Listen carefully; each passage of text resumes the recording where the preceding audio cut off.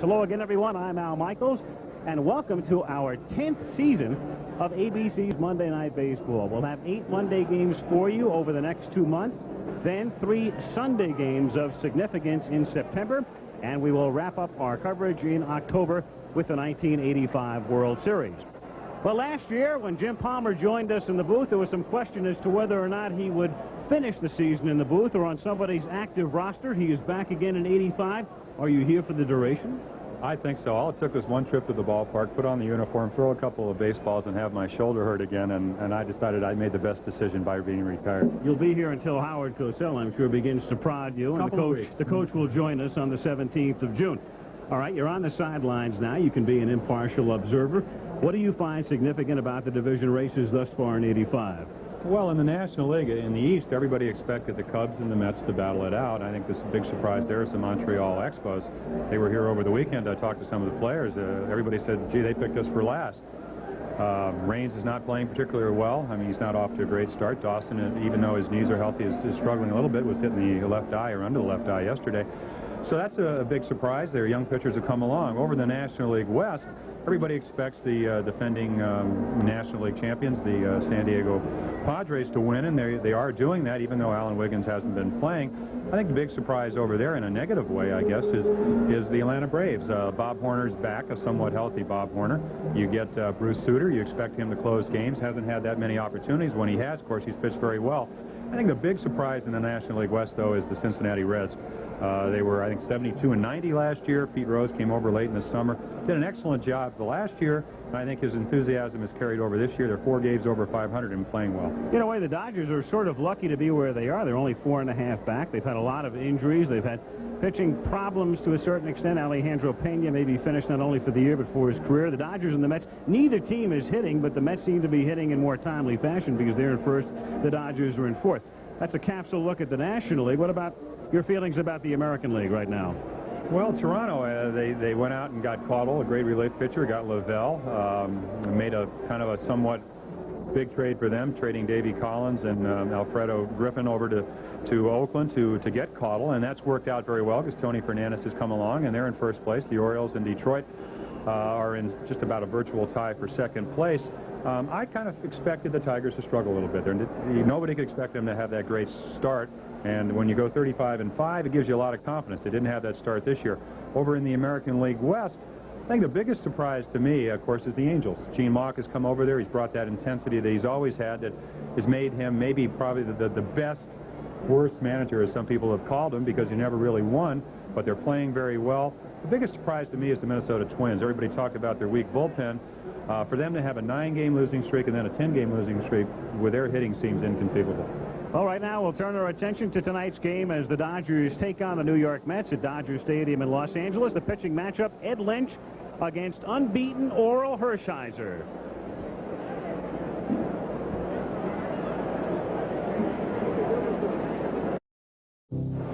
Mets lineup tonight has the switch-hitting Mookie Wilson leading off in center field and the platooning Wally Backman at second base. Then Keith Hernandez, the Gold Glove first baseman, hits third, with Gary Carter over from Montreal batting in the cleanup spot. George Foster struggling at .230, bats fifth, plays left. Danny Heap platooning in right field, batting sixth. Howard Johnson gets the start tonight at third base, with Rafael Santana, who was rested yesterday, at shortstop.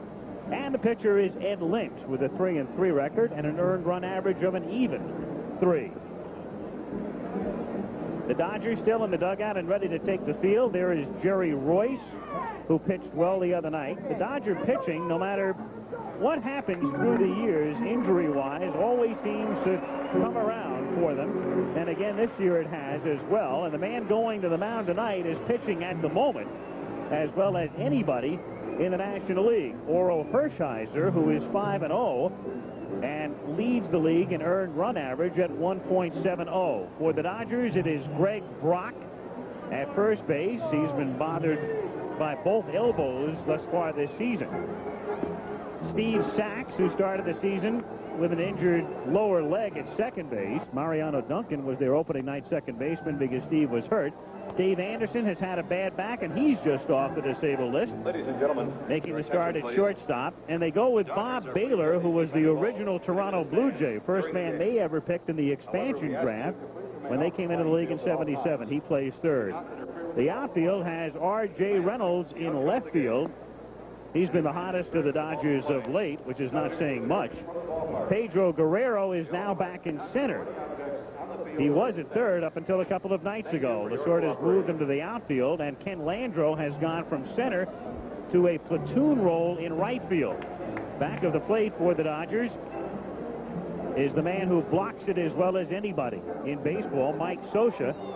And on the mound is Oral Hershiser in his second full season with the Dodgers. And, Jim, he's the kind of guy who looks and has the composure of a man who's been around for about 10 years. Well, he certainly does. And overpowering sinker, right around 90 miles per hour. Great curveball throw anytime. And a changeup he uses sparingly. But since he's been taken out of the bullpen last year, when 9-6 last year, 5-0 this year, he's been an outstanding, maybe the outstanding pitcher in the National League. I talked with Dodger manager Tommy Lasorda prior to the game. His team one game under 500, and here's how he assesses the season thus far. for the New York Mets, coaching at first base. We are better than we have shown. I think that we're going to turn things around. We've had problems not scoring any runs. Now, the discouraging thing is that we are not knocking in the runs. We have led the league with leaving men on base. But the encouraging thing is that we are getting the men on base. And that's important if they're there, because if they weren't getting on base, I would be really worried. Lasorda assessing some of the Dodger problems. Ever the optimist, though. And he has reason for optimism tonight with Hershiser on the mound in the twilight. Here we go with Mookie Wilson leading off and looking at a strike. Mookie Wilson has recently started wearing glasses for day games, and right now it's bright enough to be a day game. The lights are on, but taking no effect at 5:11 Los Angeles time. Well, you mentioned twilight, Alan. If you're going to be a pitcher, this is the time you want to get out there. And there you saw that excellent curveball. It's the time when you want to get ahead of the hitters because they don't see the ball. They don't see the spin on the ball. And I think back to when the Orioles used to go into Anaheim and you'd have Nolan Ryan, a hard thrower coming in there in twilight. It's very hard to see. And you go back to last year's All-Star game. Dwight Gooden and Valenzuela overpowering at this time of day. But you got to throw strikes. In the twilight last year in San Francisco, the strike two pitch got him swinging on a pitch in the dirt. He'll get a lot of strikeouts that way, and the ball rolls back to Hershiser, and that's unusual to see the pitcher get an assist after a strikeout, with the first baseman getting the put out here. But this happens a lot as Hershiser keeps the ball down. Well, you talked about Scioscia's ability to block the plate. When runners coming here, you see his ability to block the plate on a curveball in the dirt. He got right in front of it, let the ball bounce up into him, went right out to Hershiser. He made the play for the out. In his last outing Wednesday against Philadelphia, Hershiser had the Phillies doing exactly that. He was throwing pitches down in the dirt, bouncing them, and getting them to either strike out or ground out for the most part, en route to his 5th win of the season. Wally Backman looks at a strike, and it's 0-1. Wally Backman is a switch hitter, but for the most part, he might as well just be a left-handed hitter because Kelvin Chapman plays against almost all left-handers in a total platoon situation, and the count is 1-1. Backman's been up only 9 times against right-handed pitching, against left-handed pitching, and 110 times against the righties. Baylor edge of the grass at third as Backman fouls it at the plate. Wally is not averse to laying one down. Dave Johnson, former teammate of Jim Palmer at Baltimore in his 2nd season with the Mets. Certainly doing a fine job when you consider that. And of course, he said the key to this ball club was his young pitchers. They won 90 games last year, 6 less than the Cubs won. But he said if his pitchers come around, his young pitchers, then they have a chance to win. And when you consider that they're 13 games over 500 and Strawberry's been out a long time, they're playing a lot better, I think, than he even expected they would. 1-2 to Backman is in the dirt. Strawberry, by the way, is with the team. He has traveled with the team since going on the disabled list. And it appears he'll be ready to play. The Mets are hopeful anyway by the end of June. Meanwhile, they go with Danny Heath and the rookie John Christensen platooning in right field. Well, Sort of great. scary when you think about it. If the Mets begin to hit, or had they hit to this point, they might be 4 or 5 games in front. Well, they're scoring about 3.5 runs a game. Davey said if they get a little bit over 4, then they can really have some fun. I think what he's pointing at is that their pitching has been so excellent that will give them a chance to have maybe a little bit more enjoyable job as manager. Right now, they've had to win the 1-run ball games, and they've been able to do that. And the Dodgers, for the most part, have it.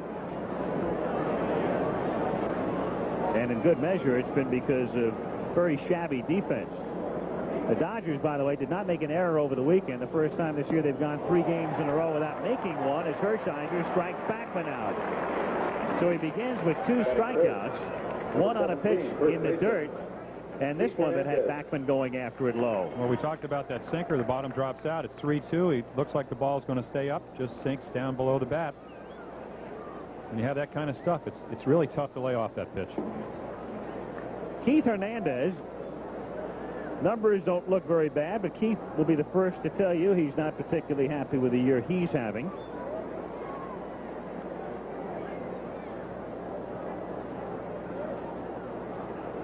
He would be second in the lineup tonight in terms of average. Wilson would be leading those starting tonight at 282, and Hernandez next to 281 in what has been a pitcher's year in the National League.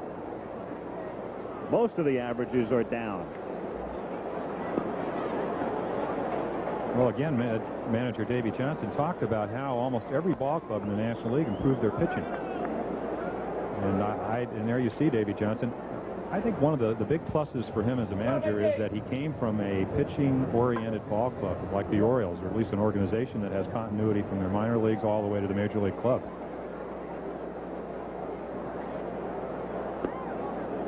Two and one. As of a couple of days ago, there was only one team in the league, the Pirates, with a team ERA of over 4 runs a game.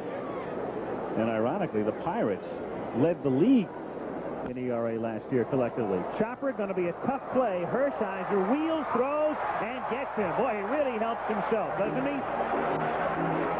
Strikes out Wilson and Backman on pitches in the dirt, and then throws out Hernandez. It was the only way they were going to get him. Well, you talk about a complete pitcher. This is why he's 5-0. You can throw the curveball and the sinker, but when you make that kind of play, as you said, you're really helping yourself. So the Mets are gone in order as Hershiser goes back to the dugout. End of a half. New York nothing, and the Dodgers coming up. Dodger lineup tonight. Steve Sachs, as usual, leads off at second base. Ken Landreau moving over to right field, hitting second. R.J. Reynolds hitting .277, leading the regulars. Pedro Guerrero is in center field, batting 4th, and then comes Greg Brock with 6 homers this season. Mike Scioscia is in the 6th spot, doing the catching. Bob Baylor plays 3rd, batting 7th. Dave Anderson, who went to Albuquerque for rehabilitation, bats 8th, and there is Oral Hershiser, striking out 2 and then throwing out Hernandez in the top of the inning. Foster, Wilson, and Heap in the outfield. Johnson at 3rd, Santana at short, Backman at 2nd, Hernandez at 1st, with Carter back of the plate, and Ed Lynch on the mound. An anomaly of sorts in the sense Ed Lynch, big at 6'5", good basketball player in high school, 207. You think of a guy that size as being a flamethrower, but he's anything but. No, he does not have great velocity, but what he does have is the ability to throw good strikes, change speeds. He has a slider and a changeup that he uses with a fastball. For him to be successful, he has to get the ball over the plate, and he has to keep the ball down. And here you see Steve Sachs, typical good leadoff man, will take a walk, high ball hitter. For Lynch to get him out, he's going to have to keep the ball down and maybe get him out with breaking balls. Lynch does not hurt himself. He's walked only 8 in 66 innings. And Sachs takes a strike. Ed Lynch in his last start, he's been prone to shaky starts. He gave up 3 runs in the first inning to the Giants, then shut him out through 7, and the Mets came up with 4 in the 8th, and they won the game. Hernandez fields, makes the play himself, and Sachs is out number 1. 3-1, his career mark against the Dodgers, and all 3 victories have come in this ballpark. This year, his 1 start resulted in a loss. In fact, he was matched against Hershiser a week ago Friday at Shea Stadium. In that series, the Dodgers won games 1 and 2. And then the Mets came back and won 3 and 4. 0-1 on Ken Landreau. Well, you look at a guy like Ed Lynch with the pitching repertoire that he has, you would think that he would be successful against a team like the Dodgers because they have a lot of young players, primarily fastball hitters. He can change speeds, gets behind, he can still get his breaking ball over. Should be effective. 0-2 the count. Mets rotation right now with the ace, of course, Dwight Gooden in his second year, and then Ron Darling, who pitched Saturday in San Diego. Lynch, they've got Sid Fernandez, and Calvin Schiraldi came off the disabled list, went 5 innings yesterday, got the win, and Doug Sisk came out of the bullpen for the save. Well, I was talking to manager Davey Johnson. I said, why is Ed Lynch pitching? After last year, he was 4-8 as a starter, 5-0 as a long man in the bullpen. You would think that he would use him in that capacity. But he said we lost Bruce Perrine, had just had arthroscopic surgery on his shoulder, and Sid Fernandez had an awful spring. Therefore, he got a chance to start, and he's been doing a good job. 1 out, bases empty. Bottom of the first inning with no score. And the 0-2 to Landreau is high. And you can see Gary Carter, who's the Mets catcher, he's just trying to establish the fastball on the inside part of the plate. Kenny Landreau, and as Tommy Lasorda has said, he just cannot understand why he's not hitting a little bit better. He's the type of guy that they have to get consistency out of to score some runs. Took something off it, and it's whacked down the line, but foul, and the count stays 1-2. Tough way to come up with a souvenir. He's got a $5 baseball and a $6 dry cleaning bill.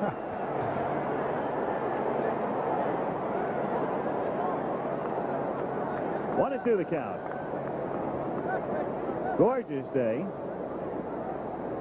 Near cloudless sky. Very mild. Temperature about 70 degrees. Chopped to third. Fielded on the run by Johnson, who throws him out. Funny thing about Howard Johnson, who came over from Detroit, his reputation was always good hit, no field. And this year he's been making the plays defensively and hitting 154. Well, last year, he, as really about a second-year player, he had 12 home runs, 50 RBIs, was not known for his glove, as you said.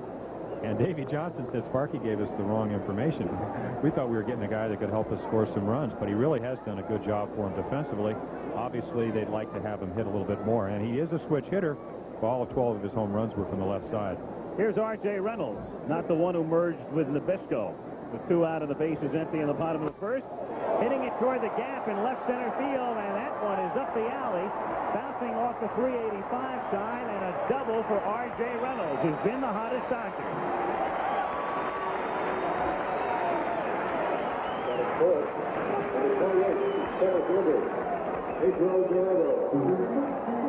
Just a fastball that doesn't get all the way. You see Carter's target right down the middle. Lynch throws it just about where the glove is. But Reynolds, who has been hot, goes the other way. He's that type of hitter. Right up the gap for a double. Now we'll see if Guerrero can bring him in. Pedro has had problems this year. Pedro is not going to earn his $7 million 5-year salary with his glove. They moved him from third back to the outfield, even though he was doing a relatively capable job at third. But he's going to earn his salary with a bat and with RBIs. And when you have only 18 and the season's near the 1/3 mark, you're just not doing it. Strike. 0-1. Well, he just said he didn't like playing in the infield. He prefers the outfield. There's not as many bad hops. I was talking to the infield coach, Monty Basco. He said that Pedro has a tendency sometimes to maybe just kind of relax a little bit. You can do it a little bit more in the outfield. 1-1. So now they've got him in center. Remember, they had him in right and in center last year. And one of the reasons they sent Ron Say to Chicago a couple of years back was to move Guerrero into third and make room for Mike Marshall in right field. And that's when they let Garvey go. And Brock came into play first as Guerrero fouls it away. 1-2. It's interesting in the sense that a lot of the Dodger fans now are saying, well, what happened is we got rid of the key guys at once.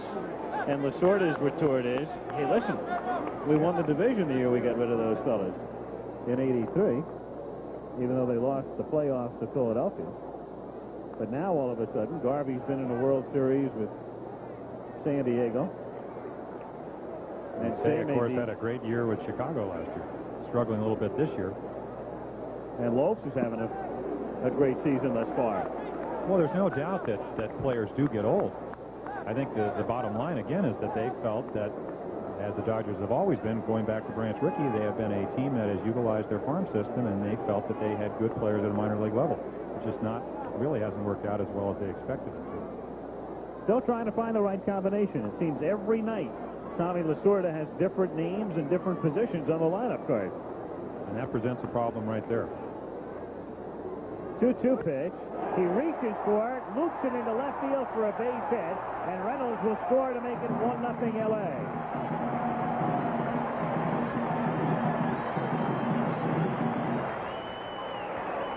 Pedro Guerrero with a single to drive in Reynolds with 2 out in the first inning. Well, sometimes when you make a good pitch, you don't always get a good result. And here you see Guerrero strong enough. He goes right out on the outside corner and just loops it into left field. If you don't have his strength, you can't hit the ball that way.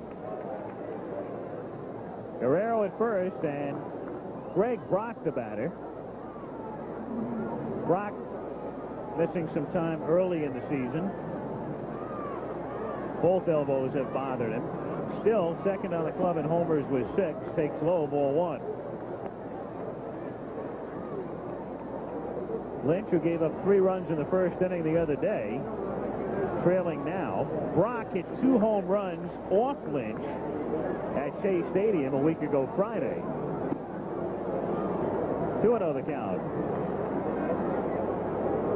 Well, Brock's kind of an anomaly where most left-handed hitters like the ball down in the strike zone. He has very good power when you get the ball up, whether it's a breaking ball or a fastball out over the plate. Valenzuela pitched against Gooden. Gooden got a changeup up, and he powered it over right down the right field line for a home run. Breaking pitch for a strike, and the count is 2-1. The people with the Dodgers who watch Brock every day see him on days when they say, gee, he's just about ready. We think he's there, and he's the player that we thought he'd be. And then the next night, it's as if it's somebody else wearing that same uniform. He's been very inconsistent. Ball 3, 3-1 the count. Well, I saw it in Baltimore. I saw it with Doug DeCince, who is a fine third baseman.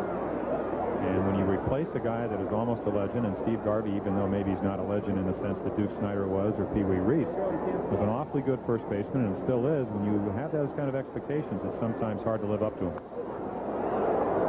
Full count, 3-2, and so you can see Carter motioning to remind the infielders that the runner will be going. Kibler is calling the balls and strikes with Stello, DeMuth, and Fremming on the bases. 3 balls, 2 strikes to count on Greg Brock. Guerrero at first base, and now Hernandez can play off the bag. Pedro will go with a pitch with 2 out.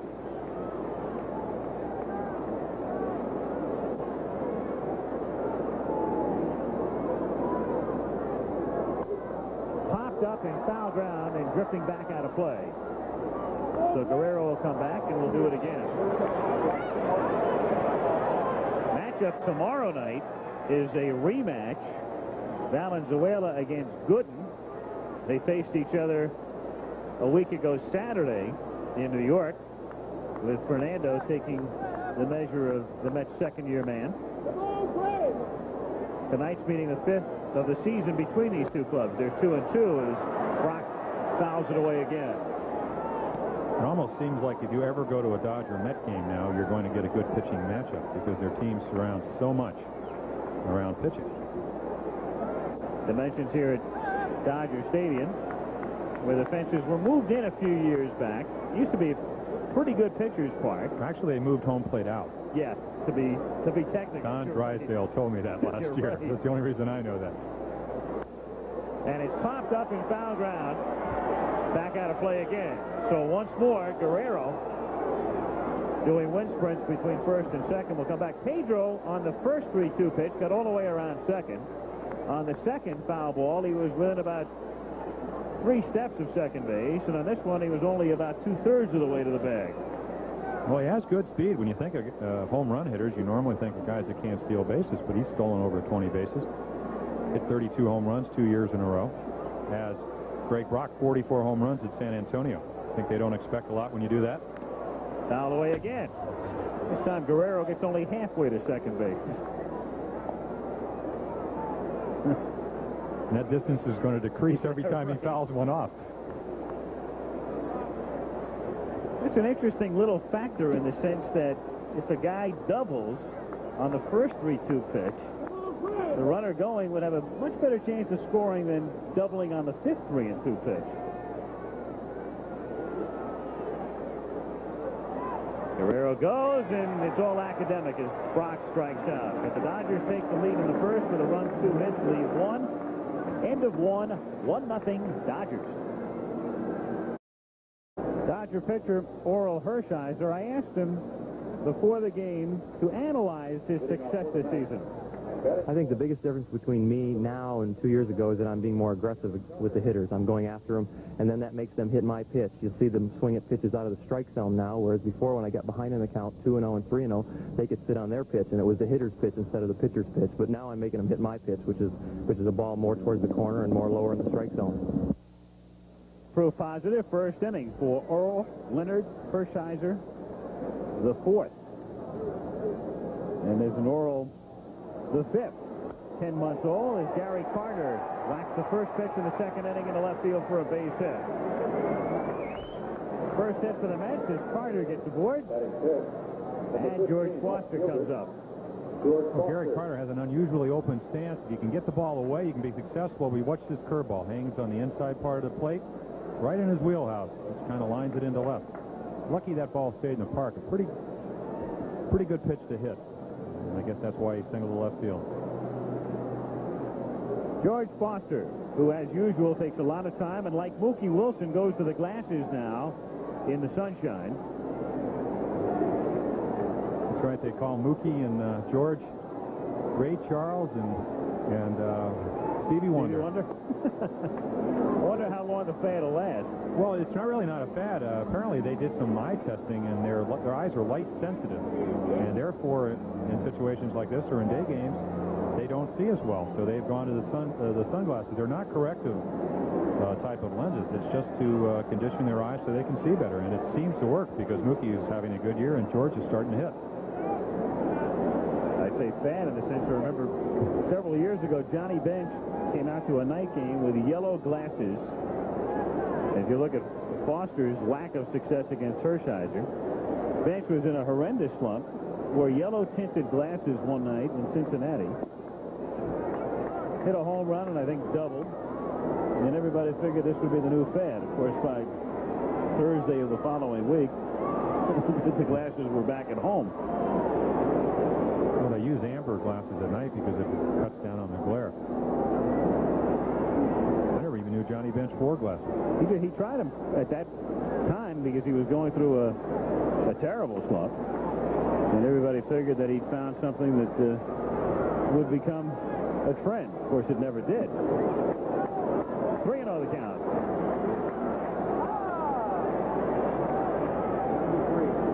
Hershiser clocked at 91 on that last pitch.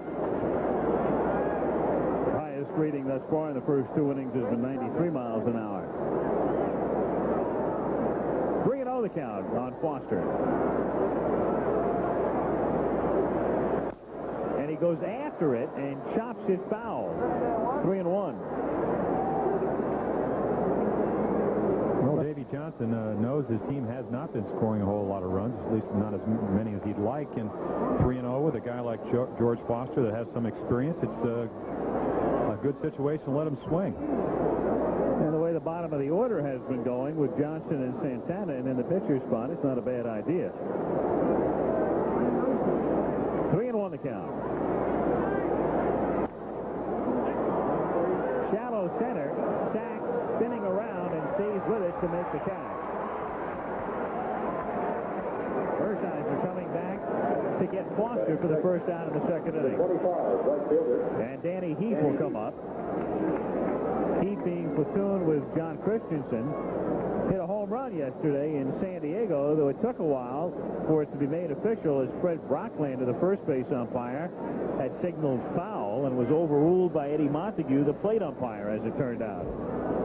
That's a perfect example where umpires who are supposed to work together did work together. It just took a while. On the subject of umpires, I think most of you probably saw the tape of Chuck Cottier's act in New York yesterday. Upset over a call, dislodging a base. In fact, later on, we've got the tape of it. If you haven't seen it, we'll try to run it in for you. I kind of wonder if, I know Earl Weaver's sitting down there in Miami when he saw Chuck yesterday, if that just kind of made him feel like he ought to come back and manage again. Well, I saw a quote from Billy Martin that was unbelievable. As it's grounded to the right side, Sachs goes to Anderson, one, and back to first for the double play. We'll get to Martin's remark in a moment as the Mets are gone in the second inning. No runs, one hit, no one left. 1-0 L.A., middle of the second. There is Darryl Strawberry. His hand is still wrapped, and as we mentioned earlier, the Mets are figuring he'll be back by the end of June.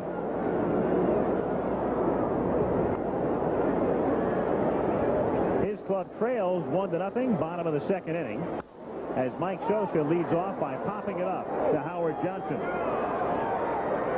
One away. Talking about Chuck Cottier, the incident yesterday, I read that quote from Martin, which was just fabulous, when they asked Billy about it. He said, well, I guess Chuck has to learn to control himself. You know Martin had to be suppressing a smile in the dugout. He tried to. He couldn't quite do it. I mean, that's vintage. I don't know what you want to call it. Earl Weaver, Billy Martin, anybody. I mean, if you're an umpire, obviously you don't like to see that, but I think the fans enjoyed it. Bob Baylor up high, especially when it's the visiting manager, because you know it meant a decision for your team. Well, I think another funny thing was to get the base out of the post, he had to ask Dave Winfield, would you mind, excuse me, and move off the bag. Moving over is Wally Backman. That takes care of Bob Baylor. And there are two away here in the second inning with Dave Anderson coming up. Number 10 is shortstop. American League scores. California on top in the West and leading Baltimore. Detroit leads Seattle in the third. Cleveland and Boston are tied in the third inning, and the Yankees have the lead 1-0 in the third over the A's. Dave Anderson on the disabled list from late April. Just got back from Albuquerque, went to AAA for a couple of weeks for rehabilitation. Rejoined the club yesterday and in the lineup tonight at shortstop. Dodgers still have Bill Russell. He's known as the Dean here. Played in more games than any other Los Angeles Dodger. But Russell, pretty much last year, relegated to a backup role, though he has played quite a bit this year because of injuries. 3-0 the count. Well, the Dodgers really like Dave Anderson. He has great range, good throwing ability. Doesn't hit with power, but is a pretty good average hitter. The problem is that he has a chronic back problem. Got some series of injections, which apparently alleviated the problem, at least for now. 3-1. They're hopeful of at least getting that middle infield squared away with Sachs and Anderson, now healthy. Mariano Duncan had been playing because of the injuries at both second and short as Anderson draws the walk. So Lynch issues only his 9th walk this season in 67 and 2/3 innings. And here is Hershiser, who is 2 for 21 as a hitter. Not exactly what you want to do with a pitcher coming up and 2 outs. You know, if you throw strikes to Anderson, you have a chance of getting him out. Now you have the pitcher coming up this inning instead of starting off next inning. Lynch has made 9 starts this year. He has not walked more than 1 in any one game. As it's fouled away, Hershiser trying to bunt for a hit. 0-1 with Steve Sachs on deck. Ed Lynch, born in Brooklyn, but he grew up in Miami and went to school at the University of South Carolina. Also has a business administration master's degree from the University of Miami. Walks per 9 innings. Only Eckersley has had better control than Lynch thus far this season. Andy Hawkins, 4th on the list right there, is the man who's won 10.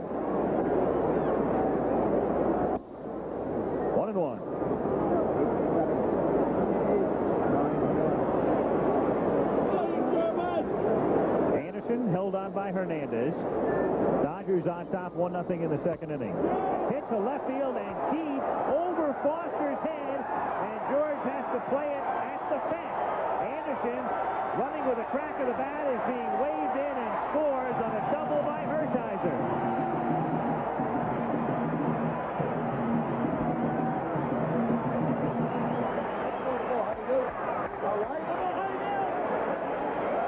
Well, you can see for yourself, this pitch is, again, 1-1 fastball. He wants to throw a strike right down the middle. We saw Hershiser help himself with a great defensive play, and here he helps himself with a double. First extra base career of his career, scoring a run. So Hershiser, who had 12 singles in his tenure with the Dodgers, picks up a double and an RBI, and it's 2-0. So Lynch, after getting Sosa and Baylor, walks the 8-hitter and then gives up a double to the pitcher, and Steve Sachs comes up. And Sachs tries to bunt his way on. 0-1 the count. Well, normally with pitchers up, you play the percentages. You play shallow. But as Earl Weaver always told the outfielders in Baltimore, with 2 outs, the worst thing that can happen is have the ball hit over your head. George Foster playing in, not respecting a pitcher's power, because as statistics show, he only has hit 12 singles, and the ball goes over his head, and thus the run scores.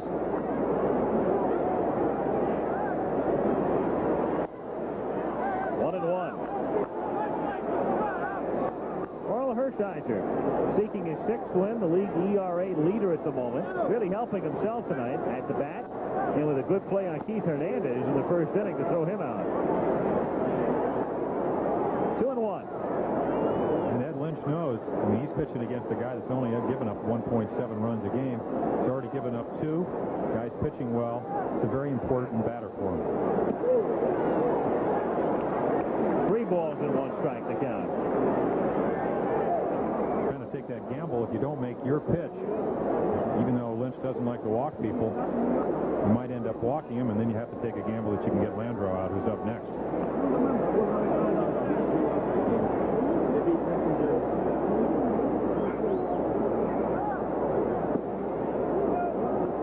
Full count on Steve Sachs.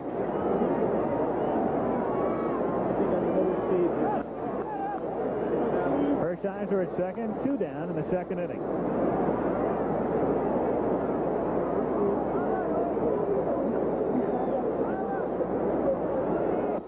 And Sachs is on. So Lynch, for the first time this season, has walked as many as 2 in a game. And Kent Landreau comes up. And that provokes a visit from Mel Stottlemyre, the Mets pitching coach, on his way to the mound.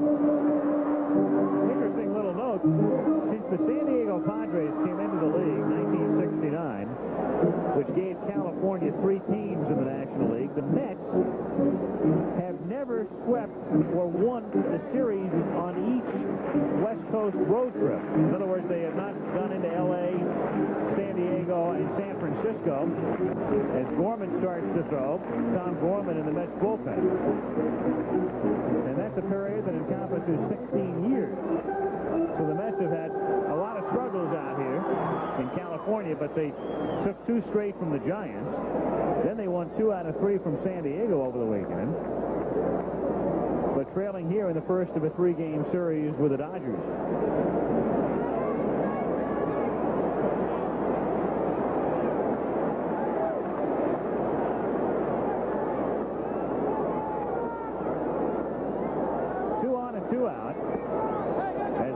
Takes low, ball 1.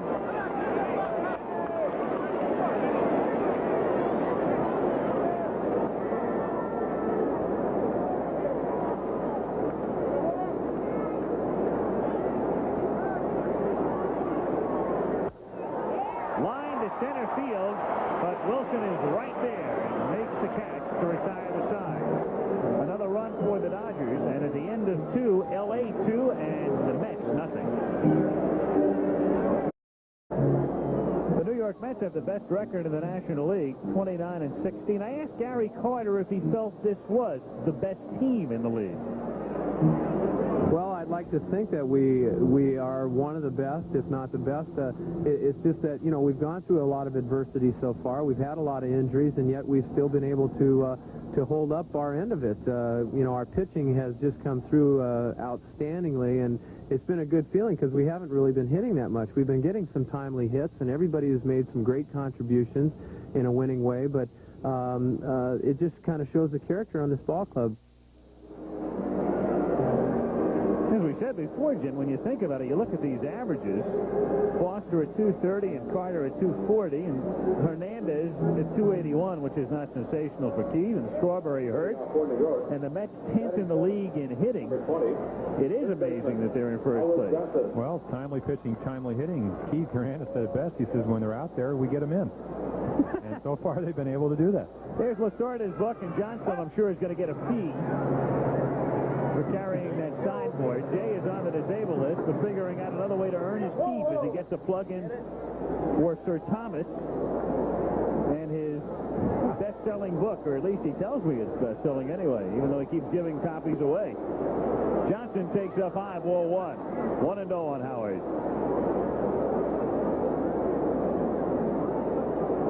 Howard Johnson, switch hitter, came over from Detroit.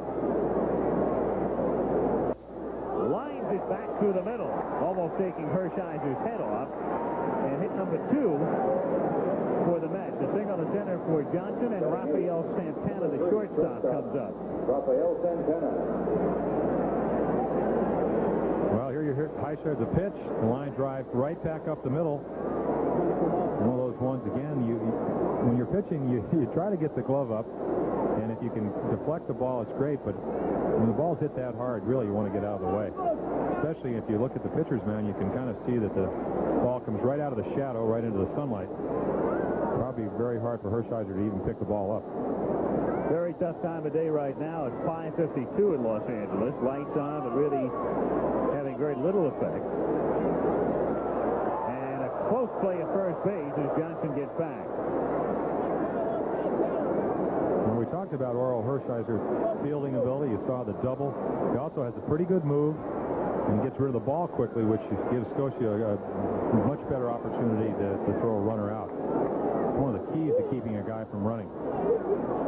15 innings at Candlestick today. Montreal 4, the Giants 2.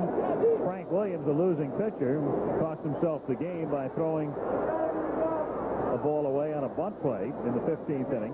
And so the Expos, who lost 2 out of 3 here over the weekend, go up north and win there. And the Expos began the day 3 games back with the Cubs 2 behind. 1-1 on Santana. Raphael filling a hole in a way. The Mets had problems at shortstop last year. They had Jose Oquendo and then Ron Gardenhire, who is again on the disabled list right now. And then they moved U.B. Brooks to shortstop at the end of the year, you'll recall, and Brooks was packaged in the Carter deal. So they gave the job to Santana, as you see the play again. And he's been doing a pretty good job, at least defensively. Well, he's not hitting as much as last year. Hits it down the left field line, and it is a foul ball. Just foul. Just foul.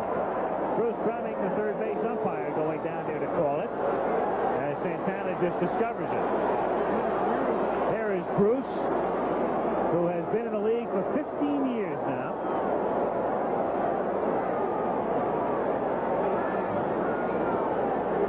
You be the judge. Very close, but no argument from Bud Harrelson, the third base umpire. Third base coach Bud Harrelson, as you look at Bruce Fleming. Subject of, and there is Harrelson. We talked about Hershiser's great sinker, great curveball, fielding ability, batting ability, and also you need luck. Not a particularly good pitch. Ball's fouled by an inch or 2. Instead of being a double, it's a strike.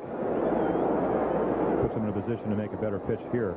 And instead of second and third, it's a 1-ball, 2-strike count, and maybe a double play. Anderson backs up, goes to Sachs 1, back to first, and the luck continues. So instead of second and third and nobody out, bases empty and 2 out by half an inch. Well, they always say baseball is a game of inches. Here we see just looked like a sinker inside. See Davey Anderson, perfect throw to Sachs, relay to first. When you throw a lot of sinkers, you're going to get a lot of ground balls, and when you have runners on, you're going to, if your infield can turn them, and that's something the Dodgers haven't been able to do. They've turned 2 double plays, though, tonight. One hopper back a second, and Anderson throws out Lynch. So Hershiser has faced the minimum 9, and after 2.5, it remains Dodgers 2, Mets nothing.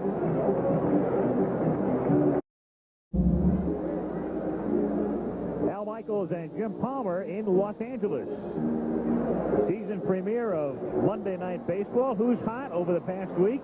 UL Washington hit .545 over the past week for Montreal. Chili Davis and Davey Concepcion. And you can see R.J. Reynolds, who has a hit tonight, a double, and has scored a run. Who's not? Well, Von Hayes had a terrible week. Jose Uribe of the Giants. Kenny Landreau has made that dubious list. Darrell Porter got hurt over the weekend. Glenn Wilson of Philadelphia. Boy, the Phillies are really having their problems. Darrell Porter went on the disabled list today. That won't help the Cardinals, who are trying to hang in there 6 games back in the East. Dislocated finger for the Cardinal catcher. R.J. Reynolds, who has, for the moment, taken over as the Dodger left fielder, though they've done so much juggling and shifting. You can't say permanent. Permanent here has been about 3 games of late. 0-1. Sure has. Even last year. Played a little bit of left, a little bit of center, a little bit of right. When you're inexperienced and you come to the major leagues, it's hard enough to play one position, but when you're playing all over the place, it just presents more problems. Dodgers leading 2-0 in the bottom of the 3rd. Reynolds, Guerrero, and Brock, the 3, 4, and 5 hitters. Changeup is hit foul. And the count is 0-2. Well, R.J. Reynolds is not exactly the type of guy that's going to hit a lot of home runs. As you see him right here, he can steal a base. So we saw that he has alley power. He hit the double up the gap in left center. But he can run, can switch hit. Pretty good defensive player. But again, when you're playing all over the place, it's really hard to develop any continuity. A lot of people say when you play the outfield, what's the difference between playing left and right and center? There's a big difference. Probably the easiest position is to play center if you have any kind of speed, but the ball moves in different directions when you're playing left and right. It does take getting used to. And last year, Lasorda had the guys moving around, even though he had several different combinations. He didn't keep them in the same position. Shattered bat, grounded down to short, and Santana throws him out. Barrel of the bat winding up about 100 feet from the plate. So 1 gone in the 3rd inning, and Pedro Guerrero, who singled to drive in a run, stands in. The end of that bat for R.J. Well, that shows it. You don't have to be overpowering to break a bat. Just got to make good pitches, and Ned Lynch just got the ball right in on his fist, and you saw the result there.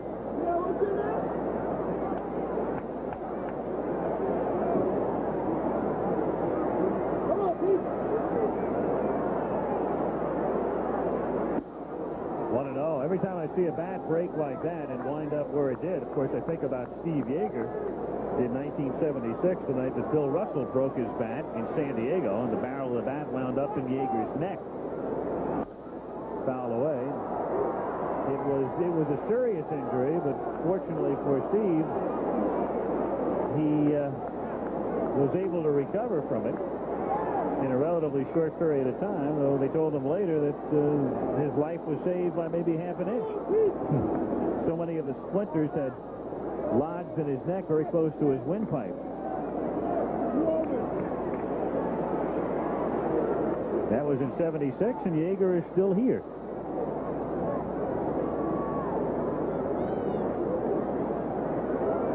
One pitch.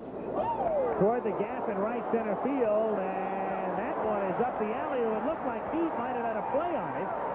And into second goes Guerrero with a double. So it's a single and a double for Pedro. Heath is looking into the sun, and that may have hurt his chances of making the catch. Well, we said Ed Lynch has to make good pitches. Here you see another fastball right in the middle of the plate. Guerrero has a lot of strength, just hits it almost to the warning track in right center. I think what you said, Al, about the sun, very tough sun field. Got to go a long way to make that catch anyway. Greg Brock struck out in the first inning.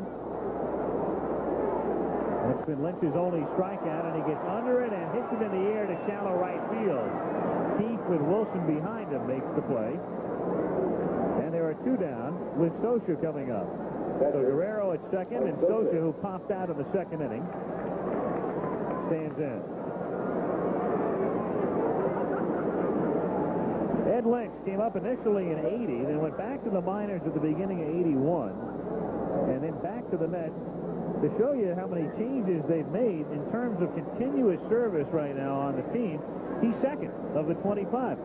Only Rusty Staub has been there continuously longer than Lynch.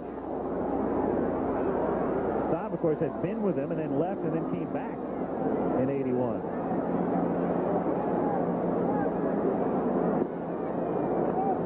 In a way, though, Jim, that's really not unusual. I think one of the things that's happened in the 80s is that the turnover has been greater and faster than it's ever been. Well, mainly because of free agency. Bill Russell, I think, has the most continuous service of any major league players with one club, and that's somewhere right around 15 years. After I retired, I think I was the leader. It was something close to 18 years.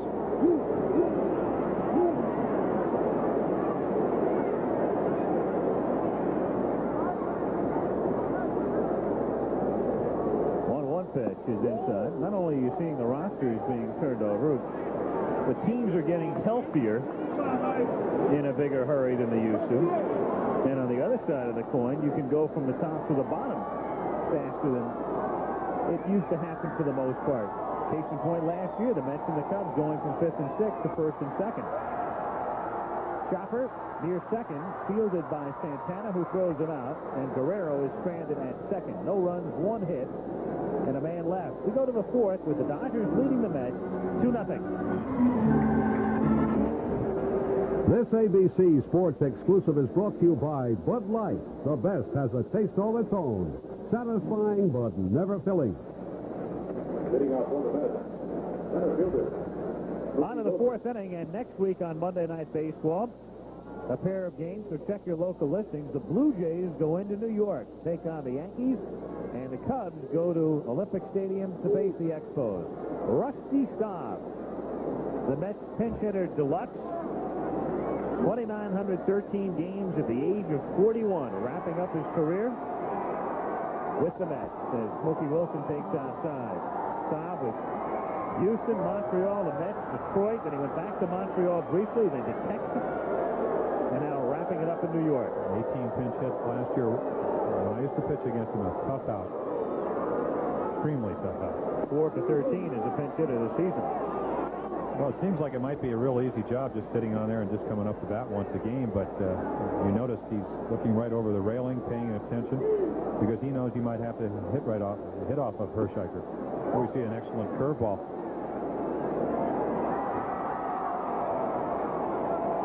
Wilson, 5 for 11. That's interesting, though. The times he's gone down, he has struck out. 5 for 11, but 5 of the 6 outs have been strikeouts. Squibber foul, and it's still 1-2. That's Wally Backman on deck, and he'll be followed by Keith Hernandez. One of the biggest problems the Mets have is really finding the ideal leadoff man. If you're a Mets fan and you've been following their team, normally Wally Backman leads off, but he's been struggling. Davey Johnson, Wilson, up over 600 times 2 years ago, only walked 18 times, 27 walks last year, and almost 600 times at bat. Not the ideal leadoff man, but you bat Backman second and Wilson gets on, you're going to see a lot more fastballs. Makes him a better hitter. One of the reasons for the Mets' success last year was that switch when Davey Johnson came up and he had managed the Tidewater and brought Backman with him. He moved Wally into the top spot. And he delivered, hitting 280, stealing bases. Here we see manager Davey Johnson. But your second year, the pitchers learn. They've been pitching Backman a lot differently. Full count, 3-2 now on Wilson. Mookie's been bothered with a shoulder problem. Another look at that 2-2 pitch. Curveball, he just misses. One of the old American League strikes, but not in the National League. And he loses him. So Hershiser walked his first man, and for the third inning in a row, the Mets had the leadoff man on, but the other two, Carter and Johnson, were erased on double plays. As Wally Backman stands in, who struck out of the first inning. Well, it's a perfect situation. If you're manager Davy Johnson, you have Wally Backman, who is a left-handed hitter, can take advantage of that huge hole between first and second. Have a guy on first, 46 stolen bases last year, so we know Mookie Wilson can run. This season, 16 stolen bases. Probably won't run until there's at least one out. Of course, there's no guarantee. That's trail 2-0. Backman is the only man in the league with a 5-hit game this year. Baylor shortened up at third. Wilson doesn't go, and the pitch is outside. 1 ball and 1 strike to count. Well, what makes Wally Backman a tough out is that he's a pretty good fastball hitter. Last year, he had good power to left center. Not as good a breaking ball hitter. In the second year in the league, the pitchers know that. They changed the sequence of pitches. Just don't give him that fastball out over the plate to hit it as often. Of course, 9 bunt base hits, as you talked about earlier, Al, kind of moves the defense in, makes it easier to hit him by him. So I think he expected that they would change, and he tried to change with them.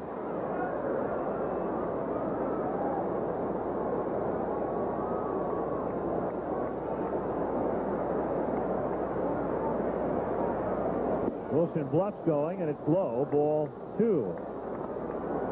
Almost all of Wally Backman's bunts have been the drag variety. In other words, he's pulling the ball the right side towards the first baseman and the second baseman. If you're playing second base, you have to cheat in a couple of steps, which makes it easier also to hit the ball by the first and second baseman. On deck is Hernandez. Hershiser doing a good job keeping Wilson close to the bag. The toughest thing about holding a runner on right now is that Greg Brock is looking right into the sunshine. Tough sun field for the first baseman, too. There goes Wilson. Decent jump, and it's fouled at the plate, and the count is now 2 balls and 2 strikes on Backman. Mookie with 16 steals, and he's been caught 4 times this season. Only man in double figures for the Mets. Well, Davey Johnson, the Met manager, fairly calculated steal right there, or hit and run. You move the middle infielders. Hershiser is behind in the count 2-1, and he's a control pitcher, so you know he's most likely going to throw a strike, and most likely a fastball. There he goes again. A good jump this time, and it's fouled away. Got a much better jump. So it remains 2 balls and 2 strikes for the Dodgers on top. 2-0 in the 4th inning. Wilson with 16 steals is tied for 4th in the league. The sensational Cardinal rookie Vince Coleman has 34, and then his teammate Willie McGee is next with 20. Cardinals running wild all season.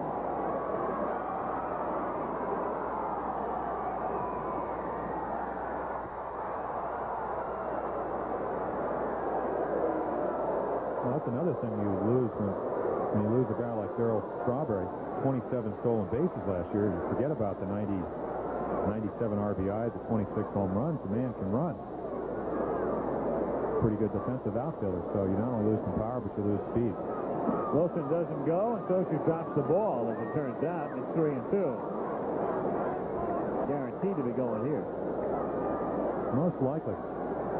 Little nuances of the games really crop up when you have this kind of situation. You have a pitcher with here we see Davey Anderson coming in to talk to Oral Hershiser. You have a situation where Hershiser certainly doesn't want to walk 2 batters in a row with a 2-run lead. You have Scotia, who's cognizant of the speed of Wilson, so he's coming up in front of the umpire.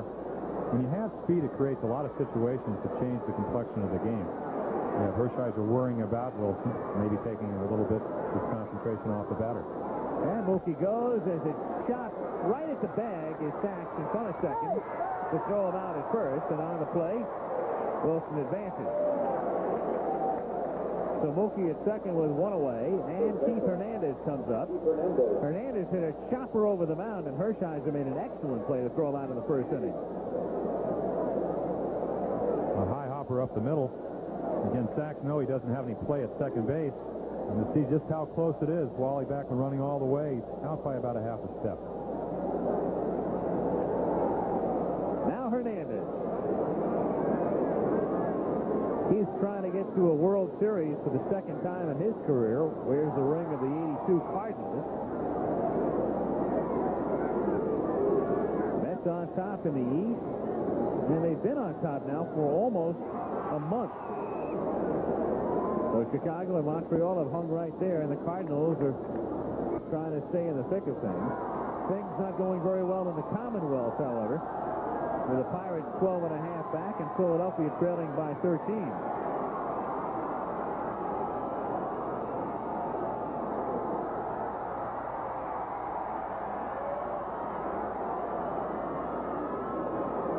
On Hernandez.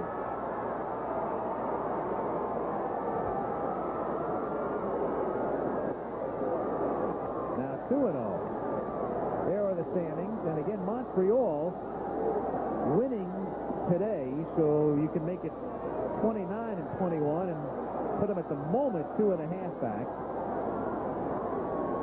Mets and the Cubs, by the way the schedule has worked out this season, have not met.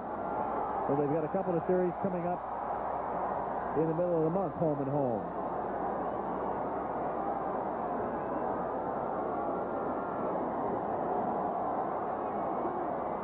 Waves, which became so prevalent last year, especially in places like Detroit, where it really got started in terms of Major League Baseball. Though everybody seems to want to take credit for it, I guess, in Seattle and other places. University of Washington, to be quite honest, is a rather weak wave. Still early. Not really into it. Well, still a late arriving crowd in L.A. And early departing, right? Early departing. In fact, some of those who come late will meet those leaving early, I'm sure.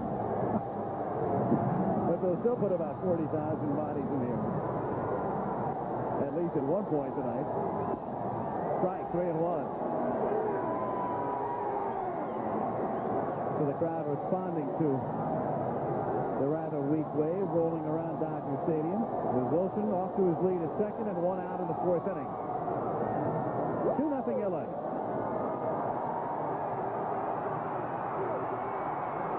What makes Keith Hernandez such a good hitter? Last year, I think hitting about 317 is that he has a good eye, and he's run the count to 3 balls and 1 strike. He doesn't swing at too many bad pitches. And he's on. So Hershiser has now walked 2 here in the fourth inning. And the Mets have runners at first and second with 1 away, and Gary Carter comes up.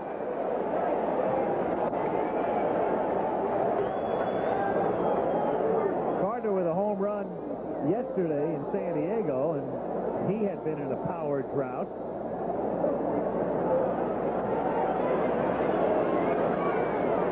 Gary bothered by a lot of nagging injury. He says his rib is okay right now. The only thing that half bothers him is his ankle. Grounded toward the hole. Anderson goes to Sachs for the fourth, and Wilson goes to third with Carter aboard. So 2 away with runners at first and third, and it'll leave it up to Foster. Left fielder, George Foster. Well, Hershiser certainly has a lot of confidence in his curveball. Last time he hung one, that one he makes a good pitch. Grounded, you see Anderson going to his right. Heavy grass here in Los Angeles. He knows he only has a chance for one, even though Carter is not particularly swift running down to first. So one thing you want to do in a situation like that, make sure of one. And Steve Sachs certainly did that, not even trying to attempt to throw to first base. I think if he had made the throw, it would have been a lot closer than he would have anticipated. George Foster is the only Met who has hit the ball in the air tonight. He popped out of the second inning. Everything else has been on the ground. Well, if the scenario stays the same, this is the time when the Mets get that timely hitting. To get back in this ball game with Ed Lynch struggling somewhat, you get the 2 gift walks, something that when you have a 2-run lead and where you see Orel Hershiser, you don't want to do. You got to get that hit when it counts, and this is certainly a time that counts. Grounded right down to Brock. And Hershiser gets out of it. So the 2 walks do no damage as the Mets strand runners at first and third, and Foster cannot deliver. Good low and away sinker. Ball runs back in the middle of the plate, but that sinking motion gets the ball on the ground. Greg Bark right at him. Stumbles a little bit and makes the out. In the twilight in L.A., it's the Dodgers 2 and the Mets nothing. Here's a graphic illustrating the first 5 picks in today's amateur draft, and I know you're familiar with some of those fellas, Jim, having covered the Olympic baseball here last year. B.J. Surhoff, good-looking catcher, and Will Clark, Mississippi State, I think it was somewhere around 28 home runs last year as a sophomore. Good-looking young left-handed power-hitting outfielder. Of course, with the aluminum, we were talking about the aluminum bats. It's really hard to tell what kind of power they have, but certainly look like a good hitter.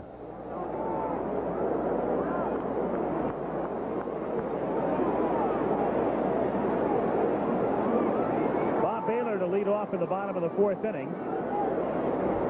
Bottom of the order for the Dodgers. Baylor 0 for 1, batting .205. 1-0 the count. 2 runs, 4 hits for the Dodgers. No runs, 2 hits for the Mets. Bobby Baylor started in the Oriole organization. I was talking to Frank Cashin. That's a base hit in the left field. So the Dodgers get the leadoff man on. I was talking to Frank Cashin about Bobby Baylor. They were looking for a backup shortstop. Thought they might be able to make a deal with Al Campanis. You kind of see a pitch fastball in the middle of the plate. Good contact hitter. Struck out only once last time. Lines it in the left field. And they thought they'd make the deal, just kind of pick up the salary, and they could get a backup. And Al Campanis presented them with a list of their top prospects. He wanted one of their best prospects for Baylor. So obviously he does have some value, and you saw it right there. Takes outside. Right now, Baylor is in the starting lineup. Again, when you talk about permanence with the Dodgers these days, 3 or 4 games illustrates permanence. Baylor now at first base, but he's at third, with Guerrero moving back to center. If you want to stereotype your third baseman that you want in the major leagues, you want a guy that can hit for power. And Bobby Baylor certainly is a good player, but he's more of a utility-type player, not the type of guy you want to have playing 162 games or 150 games at third base. 1-1. Well, you know, for years, the Dodgers, as you look at the American League, California leading Baltimore in the 5th. Tigers leading Seattle. Cleveland and Boston are still tied, and the Yankees have a 3-0 lead over Oakland. Dodgers had so many problems for so many years at third base, and then along came Ron Cey, and that ended those problems for almost a decade. Texas leading Chicago, and Milwaukee has the lead at Kansas City. But now they're right back to trying to fill a hole. To right center field, Pete moves over. 1 out. So Baylor at first, and Oral Hershiser drove in a run with a double over Foster's head in the 2nd inning comes up. And as much as he would like to swing away now that he's hot, I would think this would be a bunt situation. 2-run lead, trying to pick up that extra run. And Howard Johnson comes in on the grass at third.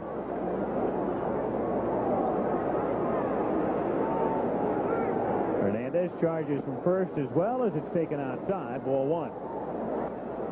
1-0 the count. You talk about your differences in the leagues. I was talking to Kenny Singleton, who was here doing some of the Expo games, played as a teammate of mine in Baltimore. He said the National League difference, of course, is that you have to do a lot more pitching changes because of the DH. You don't have that over here. A lot more speed because of AstroTurf. And it seems like there's a lot more power hitters in the American League. Maybe a little bit smaller ballparks. 1-1. Yeah, the balance of power has shifted. You could see it coming a couple of years ago. The National League sort of dominated in the 70s, though you'd get some arguments from American League people saying, you know, the A's were a dynasty in the early 70s, and the Yankees did well in the mid-70s. But for the most part, most agree the National League was the better league.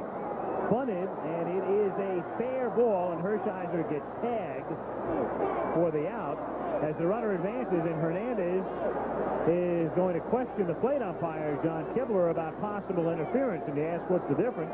The difference is if it's interference, the runner has to come back to first, but it's a mild heat. Well, it's a big difference, as you said, Al.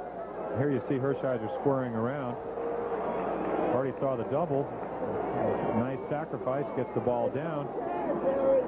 Carter, of course, thinks he's interfered with.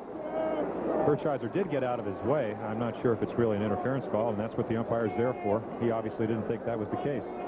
So it goes as a sacrifice as Carter makes the play unassisted, and with 2 down, Baylor is now at second. The rule is that you cannot impede the fielder trying to pursue the ball.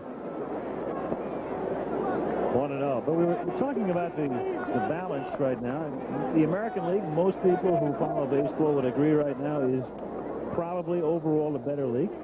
And also there seems to be a relative paucity of star players in the National League now after so many great stars through the late 60s and early 70s. Well, that may be true. Of course, San Diego has a team that's kind of sprinkled with stars, guys that have a lot of ability.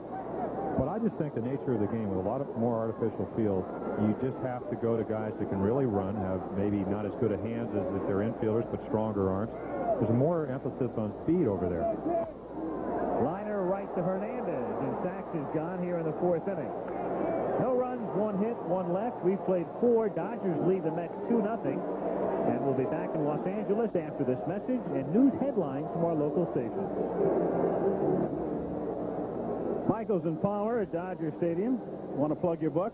No, doesn't need plugging. I would like to say hello to my father who's having a birthday in Scottsdale, Arizona. Hello, Mac. Hope you're watching. If you're not, send the heck with you. Too cheap to make the long distance. Yeah, exactly. Very frugal sort here. All right. How is the book doing, by the way? You've got a new book coming out. Just came out, Exercise. Jim Palmer's Way to Fitness. You'll be getting a copy because you need it. All about sit-ups and the rest, huh? Well, and diet and everything. Grooming. There's a chapter, a lot of chapters in there. Are there words in there or just pictures? Well, in spite of what Elise Backus said, there are words. 5th inning, 2-0 Dodgers. Outside. 1-0 the count on Danny Heap. Oral Hershiser delivers, and it's grounded to the right side, and Sachs has to throw it to Hershiser with Brock coming off the bag for the out. So it goes in the books 4-1. Again, the Mets have hit only 1 ball in the air tonight, as Hershiser has been keeping it down. As usual, only Foster has hit it in the air, and he popped out in the 2nd inning. Well, Ron Peronowski, the Dodgers pitching coach, talked about his excellent sinker to go along with a changeup that he throws occasionally and a great curveball. He said the bottom drops out. Well, when the bottom drops out, the ball goes down, and all you do is hit the top half of the ball. And the result, of course, is a lot of grounders, which we've seen tonight. The switch inning, Howard Johnson singled in the 3rd inning. To right field, got it near the handle. So Landro misread it initially, but has plenty of time to come in and make the play. Well, the thing that impresses me about Oral Hershiser, who you see right here, is that not only does he have the great curveball and the great fastballs, that, as he said earlier in that interview, he's been able to get the ball where he wants to. Even when he gets behind, he's making pretty good pitches. Therefore, you don't get a lot of the wood on the bat, and he's staying pretty much on the corners. 2 out in a game that's becoming typical in the National League this year. Low scoring. This was the ball hit by Santana before. And again, the Mets didn't argue, but it was fouled by how much? An inch? And that would have been a double. As it turned out, he subsequently hit into a double play. That's the closest the Mets have come to a rally, even though they had 2 men on in the 4th inning on a couple of walks. It would have set up a 2nd and 3rd situation with nobody out. Check swing, the appeal, gets the call at first for a strike, and the count is 1-2. First base umpire Costello. So 1 ball and 2 strikes with 2 out and the bases empty in the 5th inning, and the Dodgers on top 2-0. When you talk about an excellent curveball, what makes a good curveball a good curveball? Dwight Gooden has one. Hershiser has one. It comes up looking like a fastball with really tight spin, and all of a sudden, it breaks. 1 hopper to 3rd. Baylor throws him out, and Hershiser has set down 5 in a row. At the end of 4.5, still 2-0 L.A. Where there is smoke, of course, there is fire, and there is some smoke from the backside of Chavez Ravine out beyond the hill, beyond left field. Not that uncommon a sight. Not that it happens with great frequency, but I think many of you might recall the All-Star game in 1980 when they had a fire up on the hill here during the game. Quickly extinguished. As Ken Landreau leads off in the bottom of the 5th inning, posing no threat right now to the ballpark on the backside of the hill. 0-1 account on Landreau. In the air to right center field. Heath gets a late start and has to short hop, and it's a base hit. Heath is looking into the sun, and that's one of the reasons he got a late start on the ball. R.J. Reynolds. Just a little changeup, kind of out in front of it, hits it off the end of the bat. And as you said, Heath doesn't see the ball very well, and it's kind of hard to catch something you can't see. A lot of balls, if you take that one step backward or that one step forward, you just don't catch up with them, and that's the classic example there. R.J. Reynolds doubled, grounded out, batting .281. 2 runs, 6 hits for the Dodgers, no runs, 2 hits for the Mets, and Reynolds is around a bunt it takes inside. So Lasorda figuring Hershiser looks so good, he's got a 2-0 lead. He'd play for one more, and Tommy's thinking probably is that would certainly be enough. Well, it has been most of the time. Dodgers had their biggest offensive output of the season yesterday when they scored 8 runs and had to hold on to win 8-7. Runner goes on the hit and run, and it's fouled into the Mets dugout. 8 runs on 12 singles. Squeeze play. As Lasorda said, here we go out and get 8 runs, and we should have a laugher. They were fighting for their lives at the very end as the Expos ended the game with runners at second and third.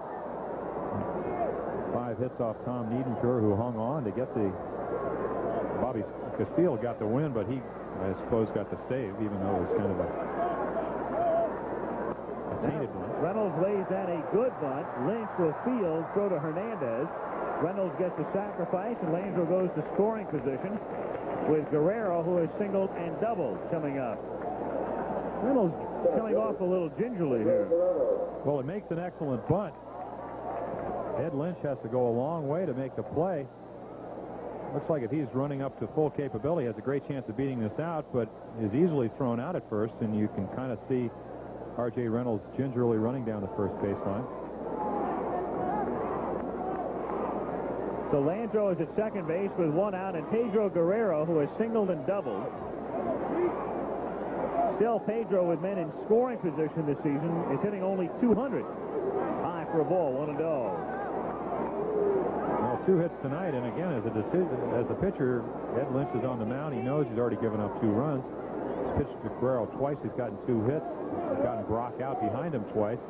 You hate to put a lot of guys on, but 2 runs may have already beaten you. Grounded to third. Johnson will hold the runner, and Guerrero is gone for the big second out. And now he has Brock coming up.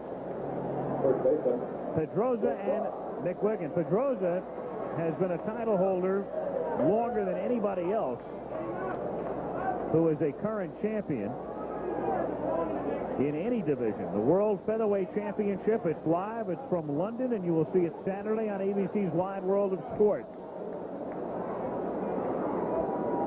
With all of the Irishmen coming down to root on their man, Barry McWiggin. It should be a very exciting fight. 1-0 the count on Greg Brock. Bottom of the 5th inning. Landreau at second base and 2 down.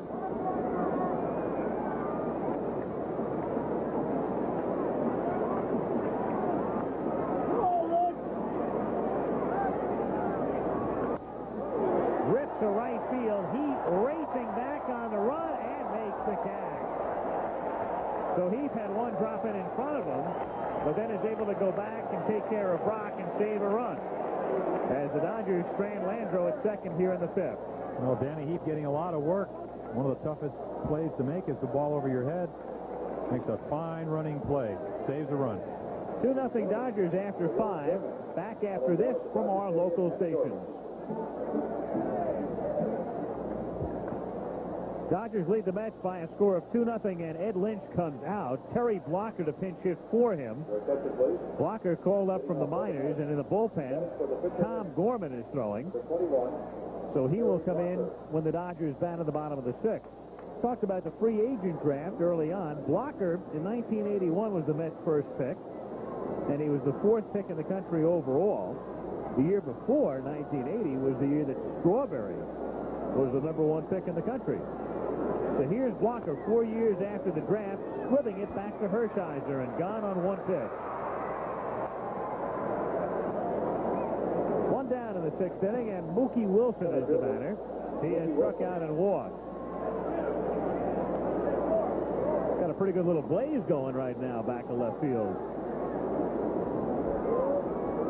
A couple of helicopters circling the area. Sometimes they do a little aerial water bombardment, as you can see, again posing no threat at all to Dodger Stadium. Yes. Beyond the hill. That's right over the canyon from that house you're going to be purchasing there. That I was going to buy. Wilson has struck out and walked and takes the strike. 0-1. Wilson talking to himself, and I'm sure he's talking to himself so that Kibler can hear him on a 92-mile-an-hour fastball. You notice they change balls every time the ball hits the dirt here because the infield's a different kind of dirt. It used to be all red clay. The mound now and right around the batter's box is, and you can see that spot on the ball. Grounded slowly down to Anderson, and he beats it out, and that infield grass is just so thick that if you hit a ball like that and you have Wilson's speed, on AstroTurf you're out, and on grass you've got a single. Oh, good low and away fastball, and he just kind of goes with it to left field. I don't know if the grass is short to help their pitching or to help their infielders because they haven't been fielding very well, but you can see the throw by Dave Anderson just not in time. Tells you something about Mookie Wilson's speed from the left side. On the ball away, you really get that excellent jump out of the box, and he just beat the throw. Ball 1 to Backman, 1-0. Wilson at first base, 1 away in the 6th inning. Mookie with 16 steals, leading the club. And it sets up that situation we talked about. You have a guy at first that can run, you're more apt to throw fastballs. And he gets the fastball, and it's chopped to the right side. Sacks field, and then can't get the ball out of his glove as he wheels around. Hershiser was there to cover, but it will be an infield single. And so on 2 infield singles, the Mets have runners at first and second. And Keith Hernandez coming up. So with Wilson at second, Backman is now at first, and Hernandez has grounded out on a nice play by Hershiser and walked.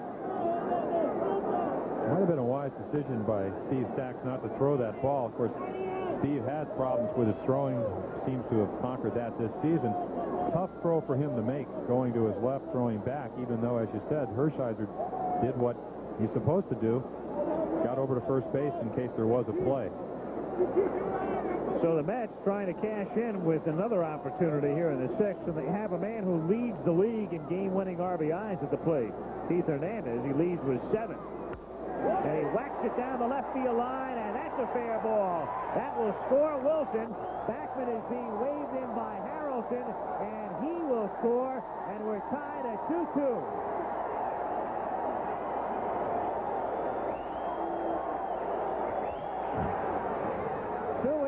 Singles and an opposite field double.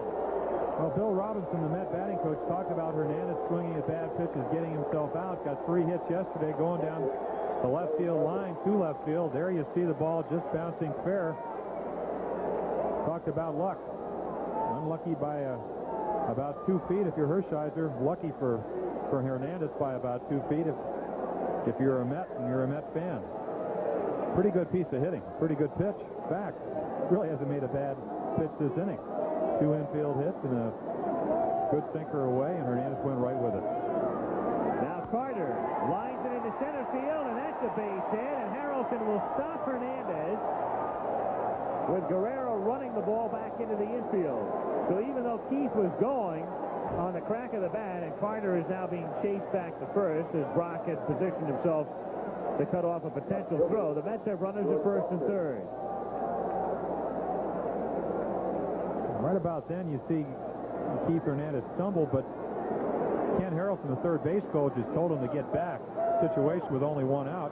You don't want to take a chance of having the runner thrown. Excuse me. Kenny Harrelson coaching third when he's somewhere doing a White Sox game. Bud Harrelson, the third base coach. He has to make a decision with only one out, and George Foster, even though he is 0 for 2, you can see there by the graphic, the type of guy that if they're going to score some runs, he has to hit. Would have been close at the plate, though. Guerrero doesn't have a great arm, and the ball wasn't hit that hard. Foster, who is now 0 for 13 lifetime against Hershiser, comes up with the infield looking for the double play. 1-0 the count. Mets 2, Dodgers 2. We're in the 6th inning. The Dodgers defensive positioning with Sachs over toward the middle of second. Big hole on the right side for Foster, but he rarely goes there. And he grounds this one down at short. Anderson, the Sachs for one, the first, double play, and it's the third pulled off by the Dodgers. And again, a sinker ball pitcher will get out of a lot of trouble with DP. 3 times tonight, Hershiser has benefited. So here in the 6th, the Mets tie it.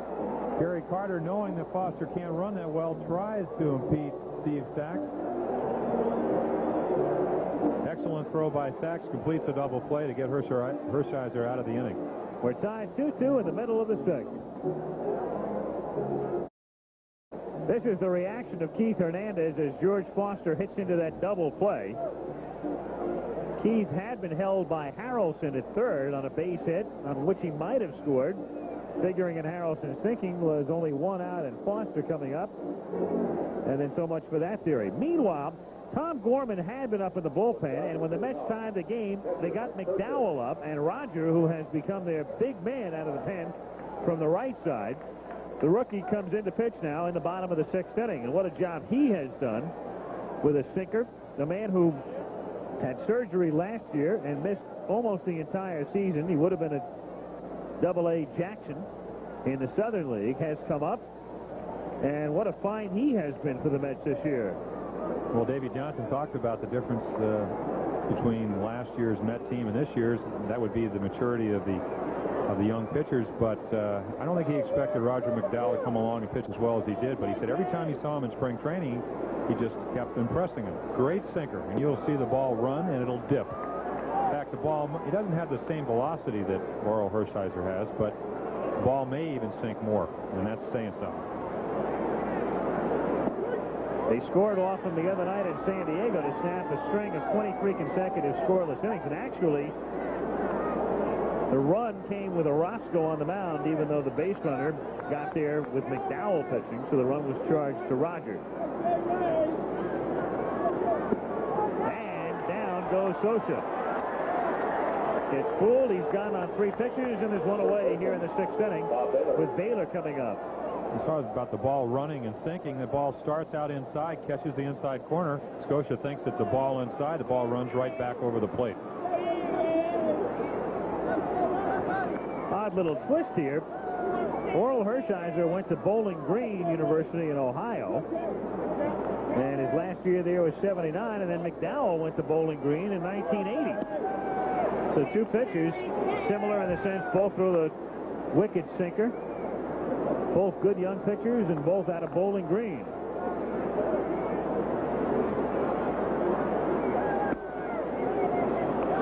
You see him just trying to establish that outside corner. I was talking to him, I said, you kind of had a lackluster 83 season.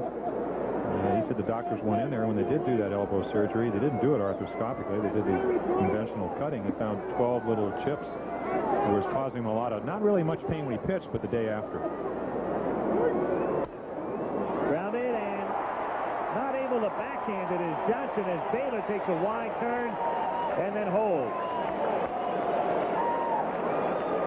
So Johnson, who has been making most of those plays this season, can't do it here. Well, you can see the depth that Howard Johnson's playing because of Bobby Baylor's bunting ability. You play even in front of the bag, he tries to go to his right and backhand the play, or the ball, excuse me, and just can't make the play.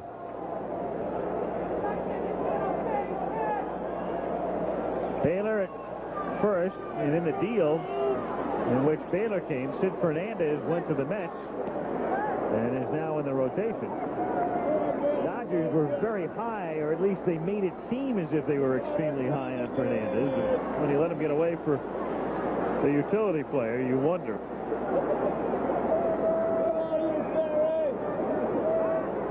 Go to first base. Well, you saw the picture of Sid Fernandez. As I said earlier, he had a horrendous spring training. Trying to work on his breaking ball, and even though he's a fastball pitcher and couldn't get either of them over. But the difference between this year and last year is that he's lost 30 pounds, went down to the minor leagues, established his fastball, and has come back and pitched great for him. Sid Fernandez out of Hawaii. About 22 years of age, so has a bright future as long as his arm holds up. Well, he was a phenom at about the same time in the minor leagues that Valenzuela came onto the scene with a big splash. And so they talked about the two of them simultaneously. 1-0 the count. But it just never panned out for Sid here. Well, again, to have a good ball club, you have to have some bench strength. And I think when the Dodgers think about a guy like Bobby Baylor, he can play almost any infield position. And he's a good outfielder. Doesn't strike out, can spray the ball around, can hit and run, can bunt. Before he had arthroscopic knee surgery last year, could steal a base for you. So he's a multi-purpose player on a team that they thought was going to be set. 1-1 now the count on Anderson. I've seen Roger McDowell, and again, we're going to see a great example of watch this ball sink.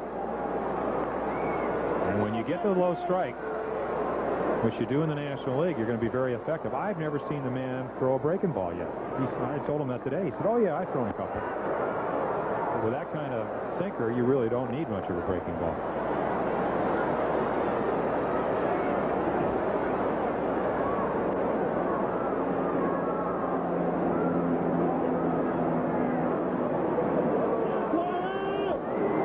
Fouled away. 1 ball, 2 strikes to count on Anderson.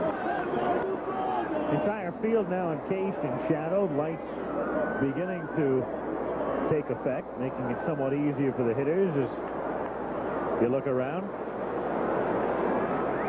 Our producer Chuck Howard, director Chef Forty, and the gang all here for our season debut of Monday Night Baseball as Anderson fouls it away. Next week, Toronto and the Yankees, and the Cubs and Montreal as we check out other scores. Cardinals and Houston in a game in which Nolan Ryan was the starting pitcher. 4-0, the Cardinals leading in the 4th inning.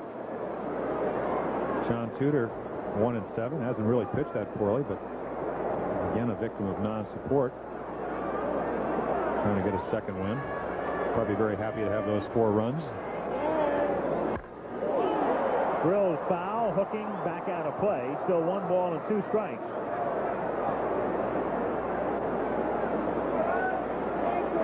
So Baylor at first base. And still 1-2 on Anderson.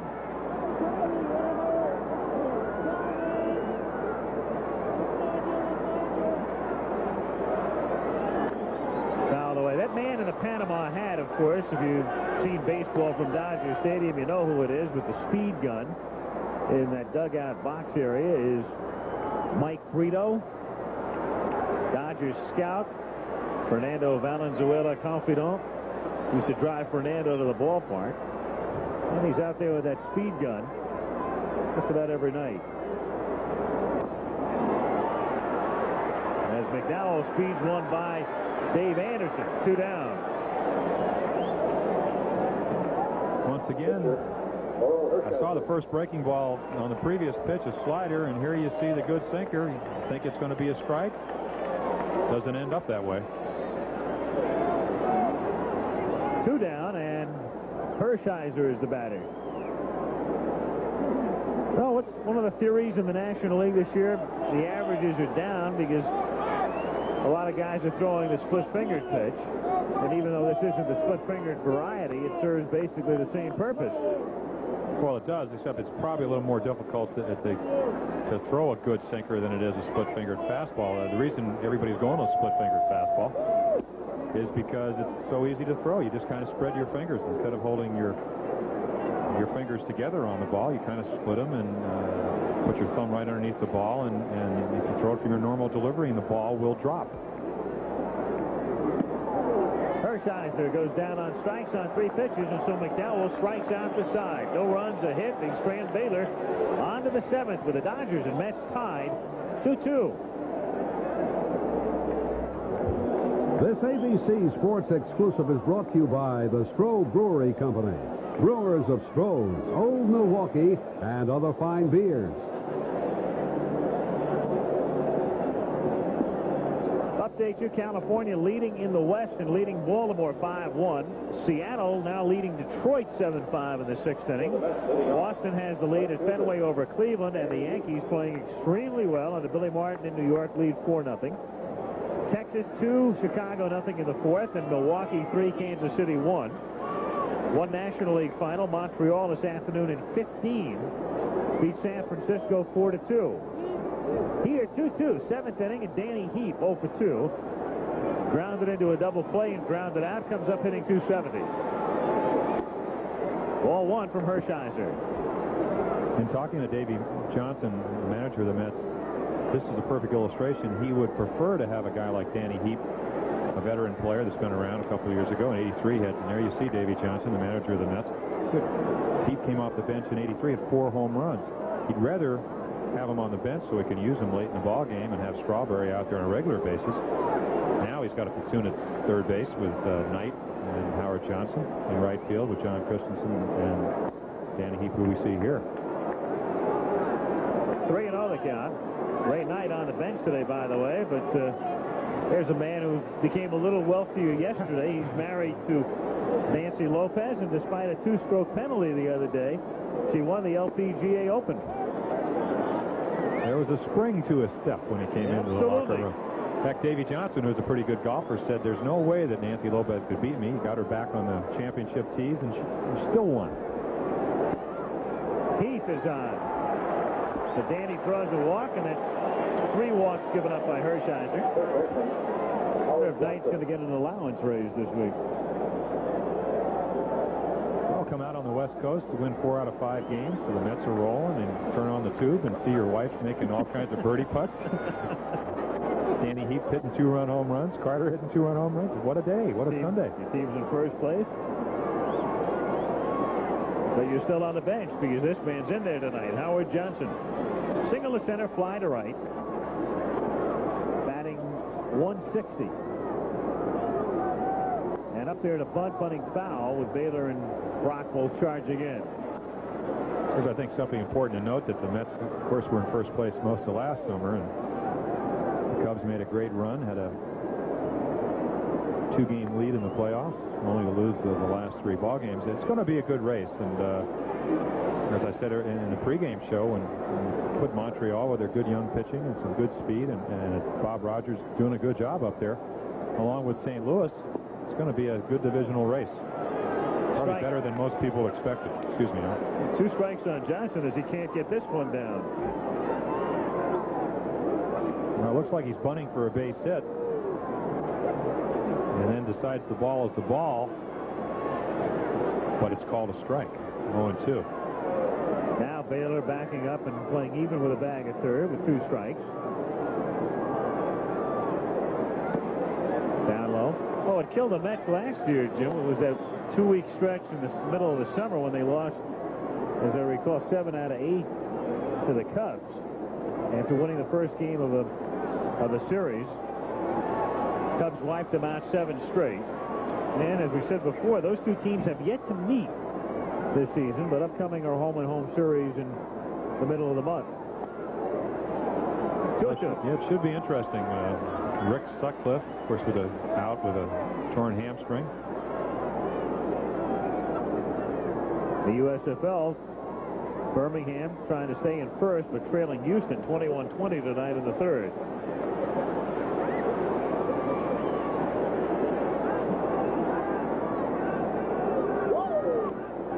Check swing. Did he come around, they appeal, and it's strike 3 from the third base umpire. Bruce Fleming making the call. And it did look like Johnson came around. Well, you can judge for yourself if the bat goes out in front of home plate. It's a strike. See the good low curveball. Looks to me that it was way out in front of home plate. Mike Scotia, we talked about his ability earlier in the first inning, early in the game, about blocking pitches.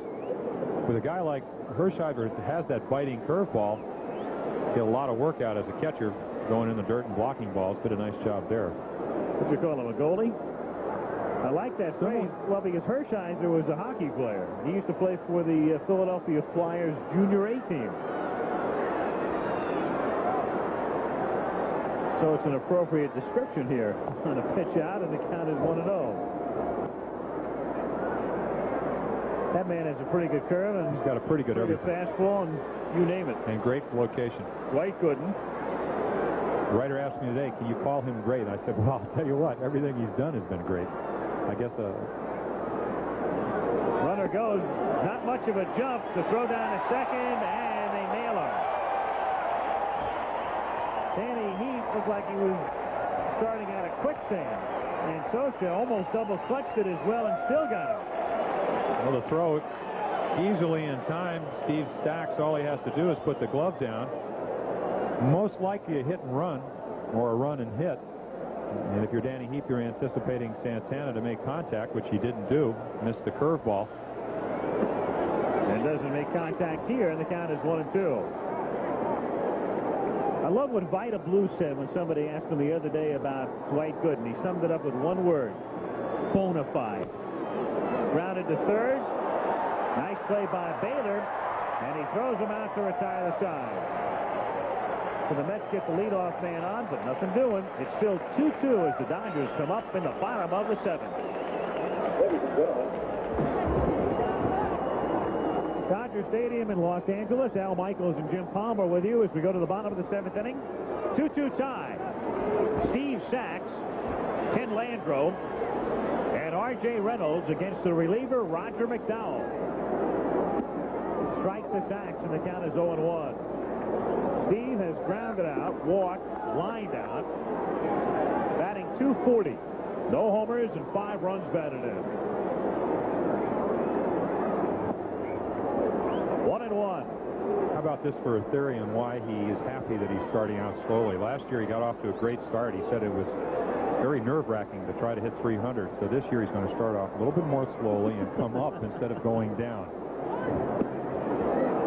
Well, Steve's he's battled. He's had some problems. He came up in '82 and eventually took over Davey Lopes' job. And then 2 years ago, he had that mysterious throwing problem. He could not make the routine throw to first base. And he swings late here, and down he goes. So that sinker proving too much for Sachs, and all 4 outs for McDowell have come on strikeouts and all on the sinker. Well, once again, I sound like a broken record. You just see the sinker diving. And again, if you're Steve Sachs, you think the ball is going to stay up. You just can't believe the ball is going to sink that much, and it does.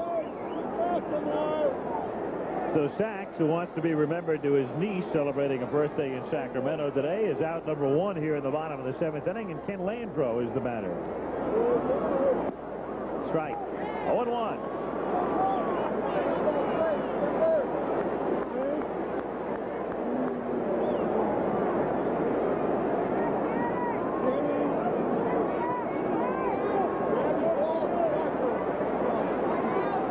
McDowell's bringing it up there with dispatch as well, as the gun is clocking him in the low 90s.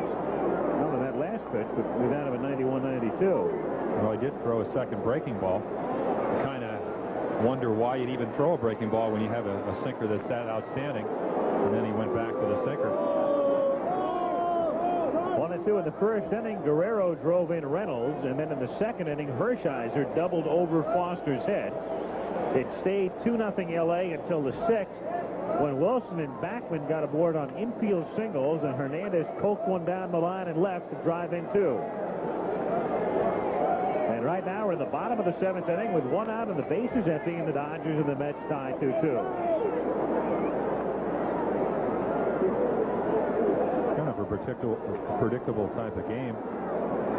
Two excellent hitting clubs, or excuse me, pitching clubs, and struggling for runs, and that's been the case all night. Easy grounder to Wally Backman. 2 away. As we said before, almost a typical National League game. The National League batting average composite this season at this point, 242, which is exceptionally low. Frame of reference, last year, 255. There's Jesse Orozco throwing in the Mets bullpen with McDowell due to lead off when New York bats in the top of the 8th. Reynolds doubled, grounded out, and sacrificed.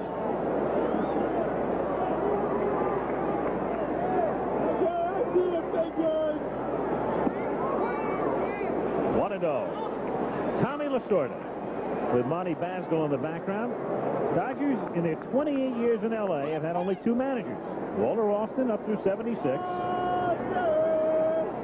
And Sir Thomas. You walk in, of course, to Lasorda's office, and it's adorned with hundreds of photos. In Tommy's office, he has a Sinatra wall. He has a Rickles wall. Of course, the way the Dodgers have been playing this year, what he really needs is a Whaling wall.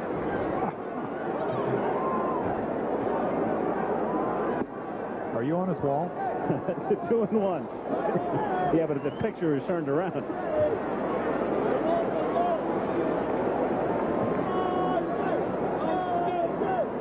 You're on the wall, right underneath the bullseye.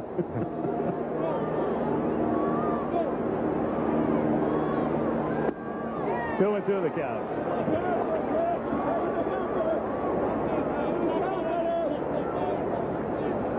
Yeah, I told him I was going to send him an exercise book after he gave me a copy of The Artful Dodger. I started reading it last night, fell immediately to sleep. And what he said is you got to work hard, get an education. That's what worked for him. Not that well this year, but... Reynolds has gone on strikes, and so in 2 innings, McDowell has struck out 5. Hello, Roger. On to the 8th, the 2-2 tie. Dodgers make a change at second base. Mariano Duncan, who is the 2nd youngest player in the National League, comes in defensively, and Clint Hurdle comes up to bat for McDowell in the top of the 8th, and the game tied 2-2. So Sachs is out, Duncan is in, and McDowell is out, which is a blessing for the Dodgers as he struck out 5 in 2 innings. And Hurdle, the one-time Kansas City phenom and backup catcher for the Mets, hits a grounder down to Duncan. Throws him out. 1 away. Hurdle came up, as you'll recall, Jim, as an outfielder, first baseman, and then wound up as a catcher. Well, again, another case of a lot of expectations. Good young-looking ball player, but didn't really have a lot of power. Wasn't a great outfielder, even though he has hit over 20 home runs his last couple of years in the minor leagues. Really doesn't have that quick a bat. And became a catcher. Really found out that he couldn't be an outfielder and wasn't going to get to the major leagues, and tried to catch, and here he is back in the big leagues, kind of as a 2nd or 3rd catcher.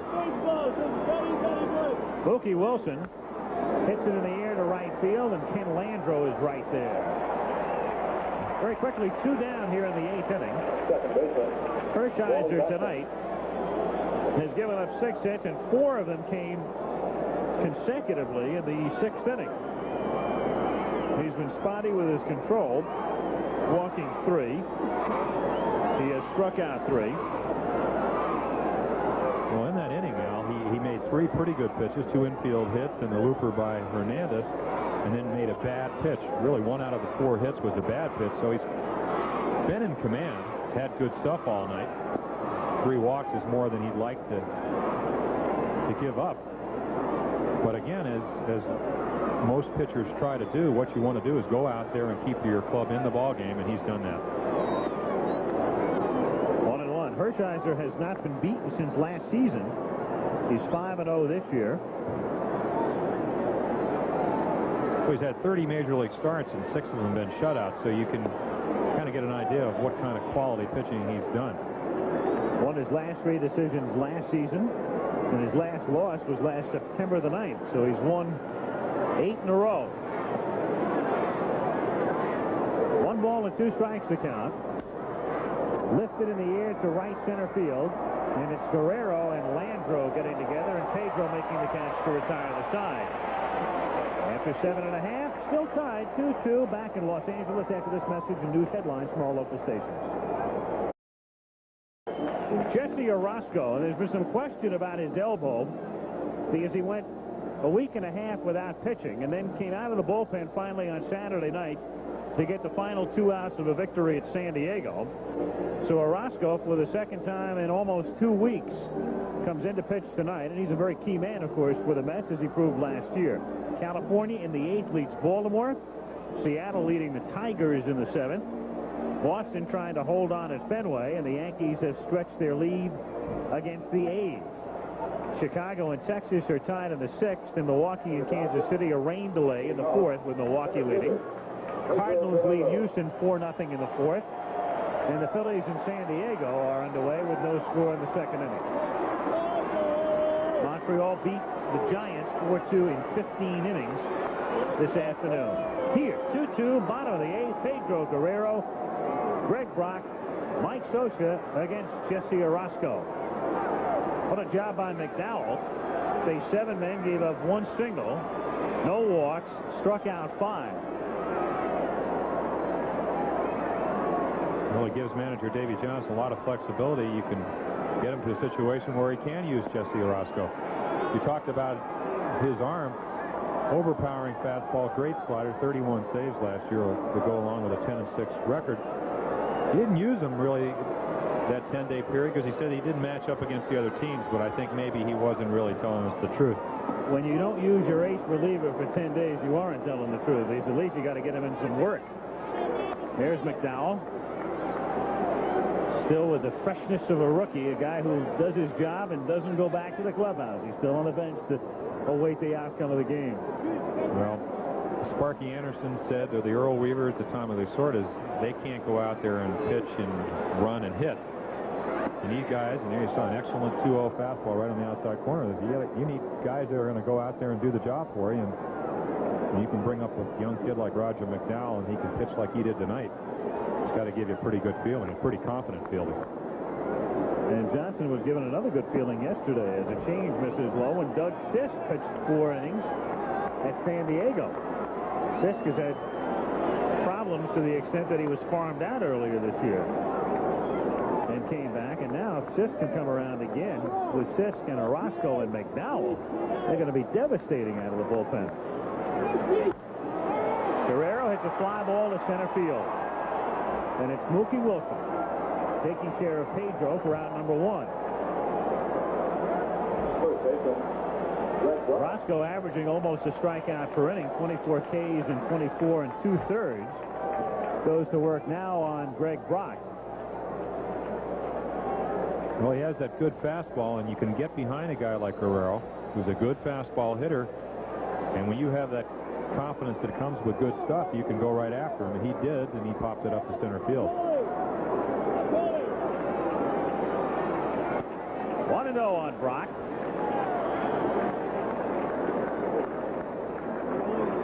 Second on the club in homers is Greg with 6. Mike Marshall out of the lineup tonight because of a shoulder injury. Leads the Dodgers in home runs with 8. Dodgers are hitting home runs this season, but most of them with the bases empty. Strike, and the count is 1-1. Dodgers always seem to be at or near the top of the league when it comes to hitting home runs, but they have not been coming at propitious times this year.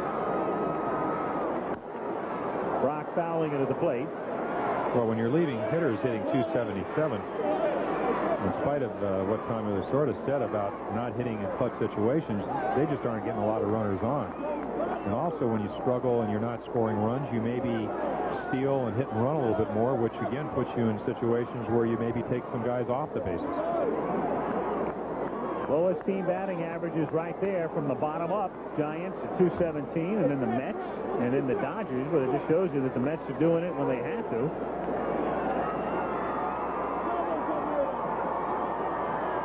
And the pitching has been superb. Still the ball and 2 strikes. Of course, Al, if you look at that list of teams, that are struggling with the bat, the one that looks like it's going to come around and hit the most would be the Cubs, 238 in a hitter's ballpark. Yeah. Even with everybody in a slump, it's hard to believe they're down that low playing half your games in Wrigley. Of course, I suppose you could get a year where the wind does blow in, and when anytime you see a 2-1 or 1-0 score in Wrigley Field, you know the wind was blowing. Absolutely. Popped up in foul territory. Carter had to shove the plate umpire out of the way as Kibler was momentarily in his path, and there are 2 down.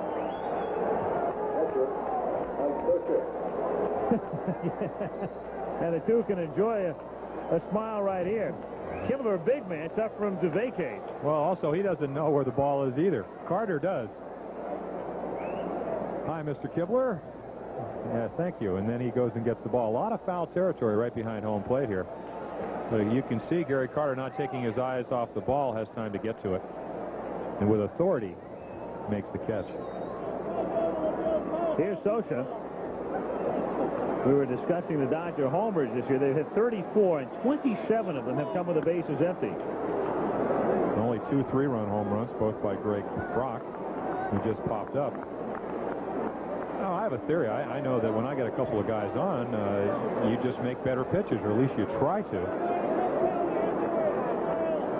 That's why a lot of guys will be good hitters until you get runners in scoring position, and then the pitchers bear down. It makes it a little bit more difficult to get those hits. 2 balls and no strikes to count. And that's ripped into center for a base hit. And so the lead run is at first base with 2 away here in the 8th inning. And Bob Baylor is coming up. And there's a prime example. You get behind a guy like Mike Scioscia, who has 2 home runs this year, but not a home run hitter. Roscoe took some off his fastball to throw him a strike because he didn't want to walk him. Better pitch to hit. And when you have a guy like Bobby Baylor, even though he's not a home run hitter, the type of guy you want to pitch to, most likely going to keep the ball in the ballpark. Baylor has grounded out and singled twice. He is 2 for 3. Comes up batting .244.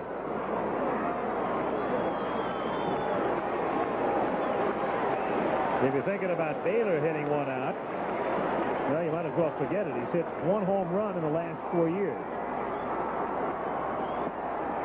Strike. 0-1.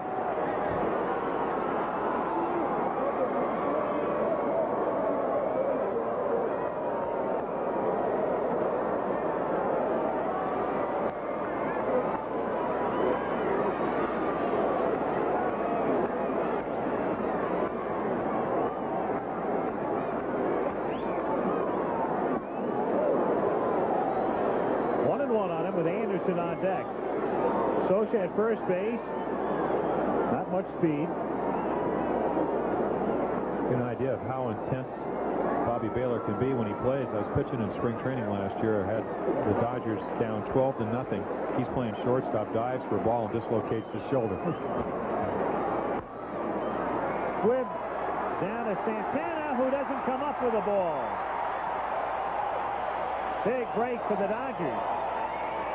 And Baylor pulled a hamstring, or at least strained it, as he went down the line. Manny Mota comes over to check it out, and Bill Bueller will also lend some assistance to the Dodger trainer as Baylor winds up reaching on the game's first error. An error on Santana, and the Dodgers will have runners at first and second, and Anderson due to come up. Where you're not going to see a swing with much authority. A good slider low and in. He may have pulled it right here or right there when he stumbled. I don't think Santana could have made the play. The slow grass, he knows he has to hurry. Might have been able to throw him out with a pulled hamstring, but under normal situations, there's no way that Bobby Baylor doesn't beat that ball out. Tommy Lasorda comes out to take a peek. And, of course, for the Dodgers, not playing particularly well and coming off a sub-500 season last year. A little bit of the bloom is off the rose, as it would be with any manager, and Lasorda hears his share of catcalls.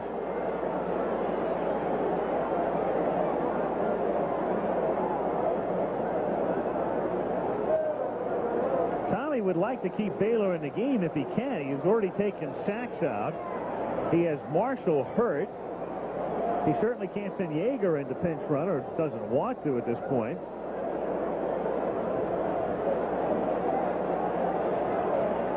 But he may not have a choice. I think he's mimicking Bill Russell. And that's who it will be.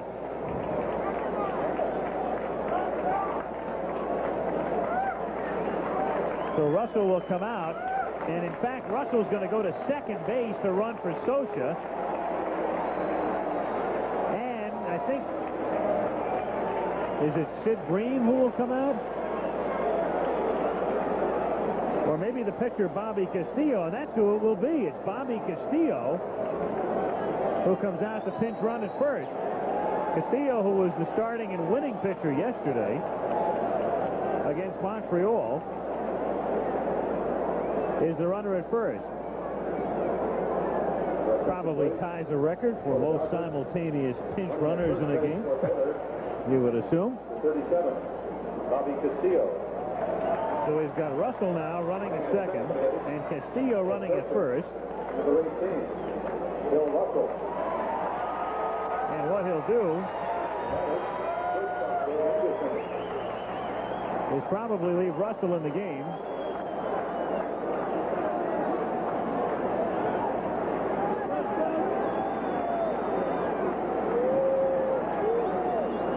Two on. High ball one. Yeager will come in to catch for the Dodgers in the top of the ninth inning, and then Russell should stay in the game. Bill is at second. Castillo at first. He's got a lot of ways to go. I'm hesitating as to where he's going to put Russell. He still has Anderson in. He could move Anderson to third. He could move Duncan over to short, send Anderson to second. He could bring Guerrero into play third and put Russell in center if he wanted. We'll have to wait and see. Or he could have Billy play third.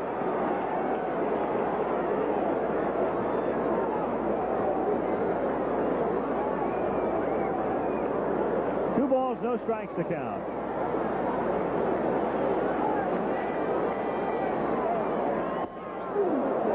And that's ball three, and they appeal and don't get the call at first base from Stello. 3-0. Hershiser is on deck. The Dodgers have Marshall on the bench. Now, Marshall can hit, but he can't throw with his shoulder problem. He is the most likely pinch hitter if Anderson draws a walk here. And it's a strike. And if it's not Marshall, it would tell you that Mike can't even hit. We know he's having a problem throwing. Otherwise, he'd be in the lineup tonight.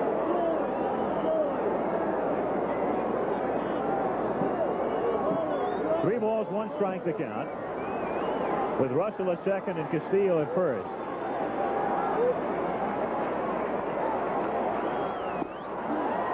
Three and 2. So now the runners will be going. Once again, you saw that good fastball. 3-1 went right after him. Of course, you can do that when you're throwing around 91 miles per hour. What's interesting is the way Carter looks at Dave Anderson. You can see he'll flash the sign, and then he'll look up at the batter, Dave Anderson, to kind of see if he's looking or if he's there. You see him looking right now. And he sits away. And the pitch, ball 4. So Anderson, the number 8 hitter, draws his second walk. And it will be Mike Marshall to come out of the dugout to bat for Orel Hershiser. Inning started innocently enough with a fly ball and a pop foul for 2 outs. But then the single, the error, and the walk, and Mike Marshall, who leads the club in homers, comes up. Mike Marshall.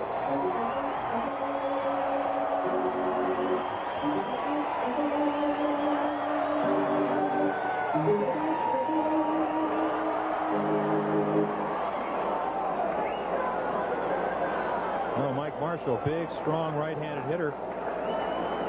Hit 257, 21 home runs, and 65 RBIs last year.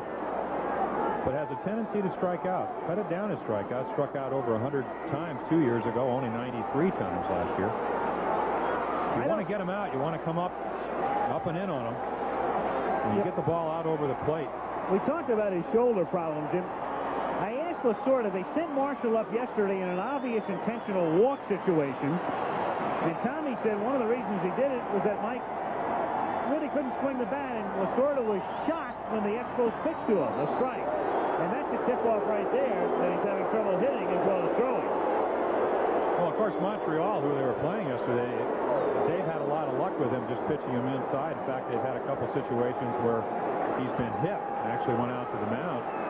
The place to go, and you can see Carter right there. He's up and in. Popped up. Shallow right field. It's Backman drifting out, and Heath coming in and calling, and that's that for the Dodgers in the 8th inning. As they leave the bases loaded. And on to the 9th we go, Todd. 2-2 back after this from our local station. We want to note the passing today of Carl Lindemann, a good friend of many of us in this business. Spent a number of years at NBC Sports, greatly involved in baseball coverage there and other events through the years, and then on to CBS Sports, where he was vice president and assistant to the president of CBS Sports. Carl Lindemann dying at the age of 62. And to the family of Carl, I know from many of us here at ABC Sports, our deepest sympathy. A good, good man.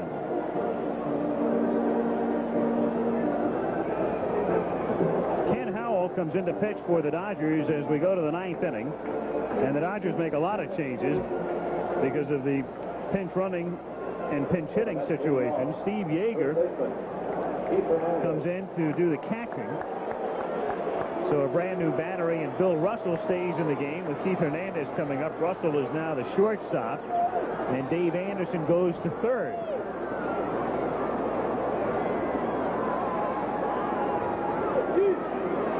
Howell in 30 innings has struck out 40, but he's had control trouble. He's walked 18 after last year walking about one man every 10 innings. 9 walks in 51 innings last year. Phenomenal. Has always had a history of being wild.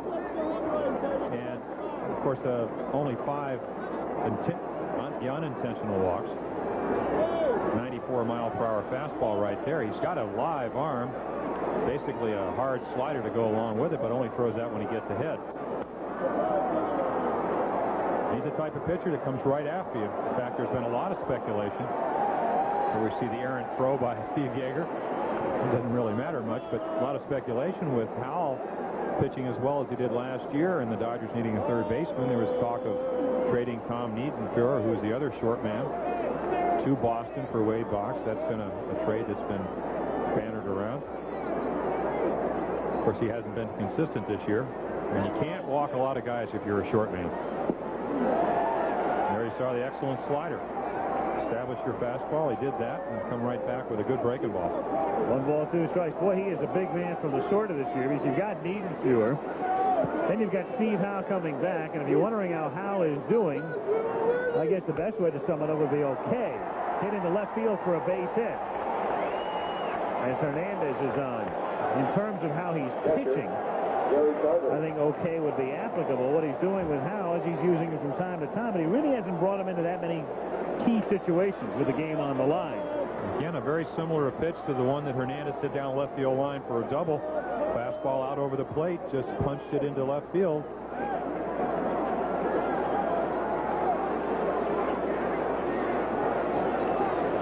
Carter tonight with a couple of singles comes up batting .248. 6 homers and 24 RBIs.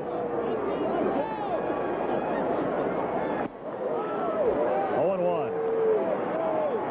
We talked about that open stance. Now, one of the reasons he has that open stance is that he had a lot of problems. You talked about the broken ribs, but he's had a lot of knee problems over the years. And when he does open his stance, it takes a lot of pressure off his knees. Unfortunately, it does kind of put him in a somewhat unorthodox type of stance. 0-2 the count. Boston holds on, beats Cleveland. Oil Can is now 6-4. And 7 complete games for him.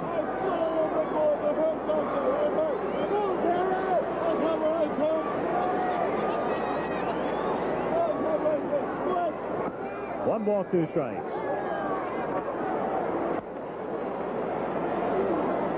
Again, you see the 2 strikes, and he goes with a breaking ball, almost handcuffs Steve Yeager. Gives an indication of how his ball is moving.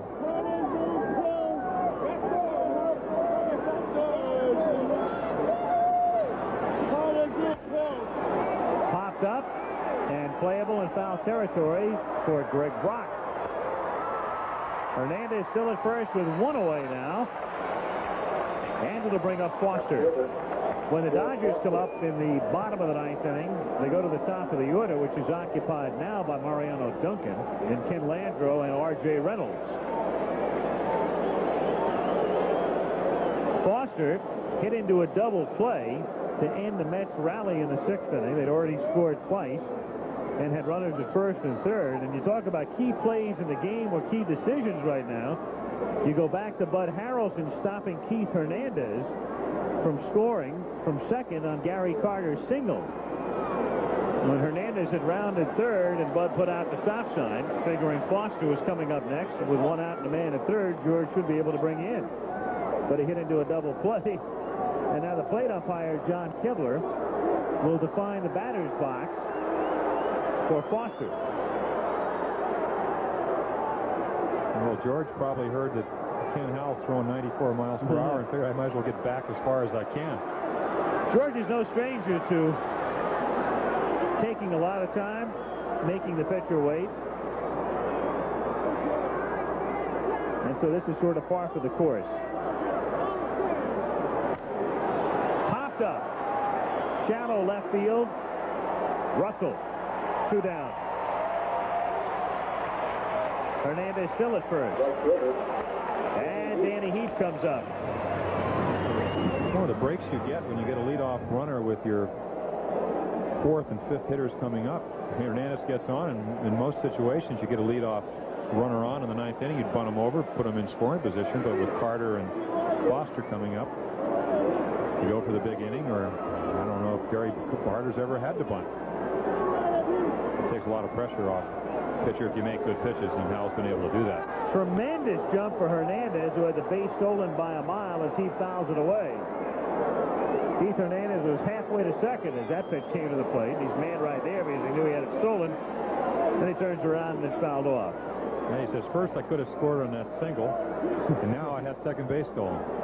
You should go back to that single, and Bobby Valentine, who's now managing the Texas Rangers, known for his aggressiveness. You never know, he might have sent him. Of course, if you're the third base coach and you are Bud Harrelson, you don't have the luxury of maybe knowing that George Foster was 0 for 13 off Oral Hershiser. So that's what makes third base coach a very important part of a ball club. 1-1 to count. In retrospect, you have a guy like Hernandez who's not particularly fast, but he knows where the outfielders are playing. He knows how the ball is hit. He certainly felt that he could score on the ball, but as a runner, you have to obey the third base coach.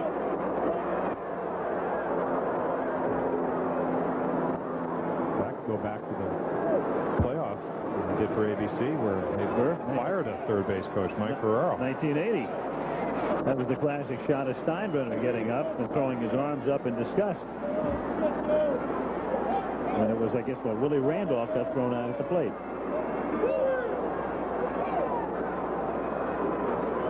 So it's interesting. In a game with 18 players and X number of subs, that the biggest decision of the night was made by the third base coach, at least at the moment. The deep right field, way back, and he has hit it out. Third home run of the season and the second in 2 days. Yesterday, a disputed home run for Danny Heath, which went right down the line, but no doubt about this one.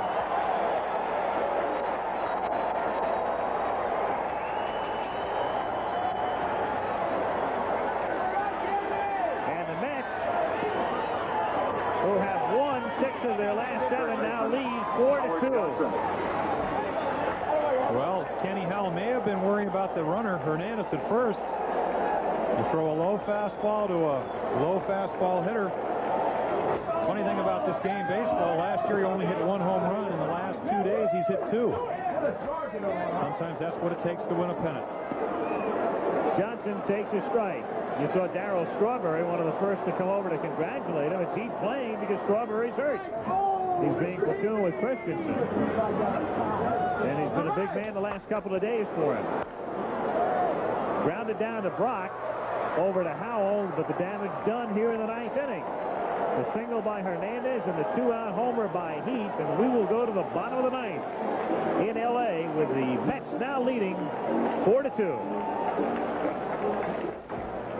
Be with us Saturday live from London, WBA World Featherweight Championship. Eusebio Pedrosa, who's held the title for a long time, longer than any other champion, against Barry McGuigan on ABC's Wide World of Sports. It should be a beauty this Saturday. Mets 4, Dodgers 2. Al Michaels and Jim Palmer in L.A. as we go to the bottom of the 9th inning, and Mariano Duncan comes up for the first time in the game and hits it in the air to right center field and deep, but Wilson has great speed, still can't make the catch. It's a ground rule double. Mariano Duncan is still flying around the bases, but now they tell him. And Wilson looked like he was on his way to catching up with it, but it just kept on sailing.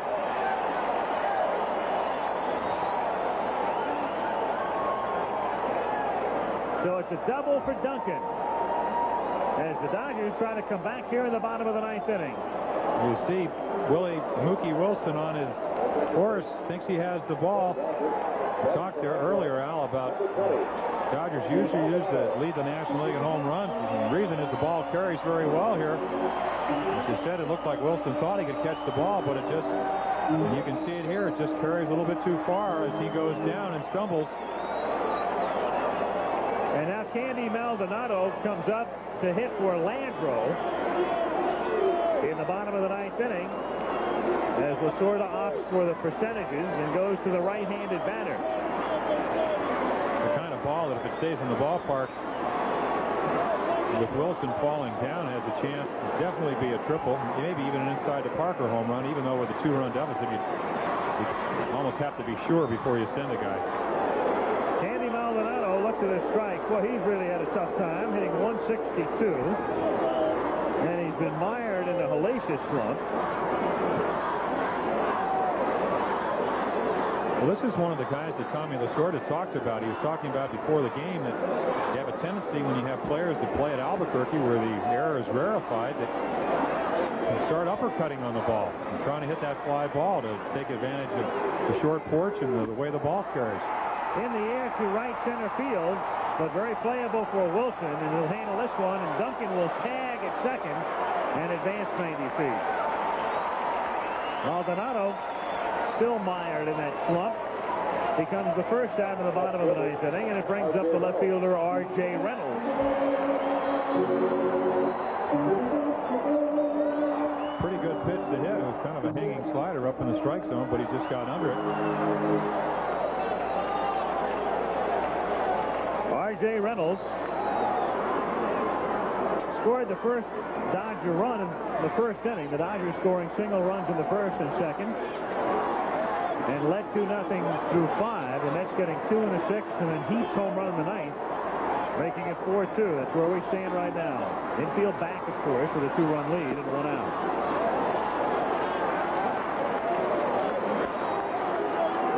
One and 0 the count.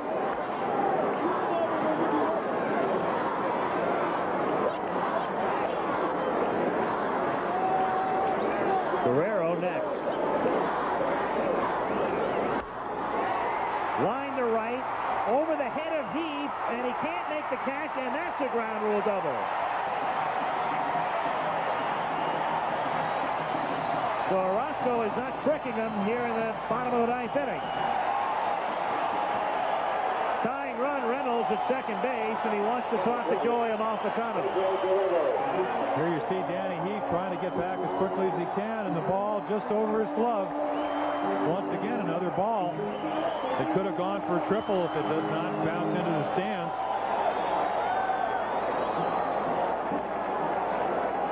But I think what R.J. Reynolds is talking to Joe Amalfitano about is that we saw him limp earlier in the game. His leg may still be bothering him. But the Dodgers are very thin on the bench right now.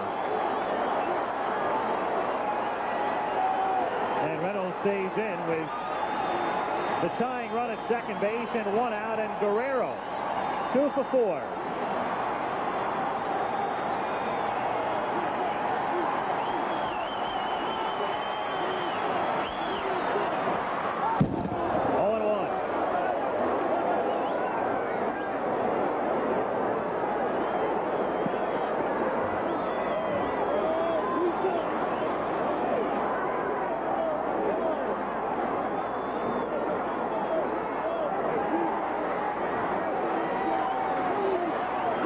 is Brock. Reynolds is second. 1 out of the 9th. Well, if you're the Dodgers, you have the guy you want up there. Good average hitter. Awesome power when he makes contact. And if you're the Mets, you got your ace on the hill. 1-1. So at this point, if Johnson had his brothers, I think he might like to have McDowell on the hill. Well, Sis pitched the 4 innings, or I would think they would have him up in the bullpen. Sis went 4 yesterday. McDowell pitched 2 tonight. And Orozco's trying to save it. And it's a struggle. 1 ball and 1 strike to count. In the bullpen, they're back down to Joe Sambito, who is up, trying to battle back from injuries.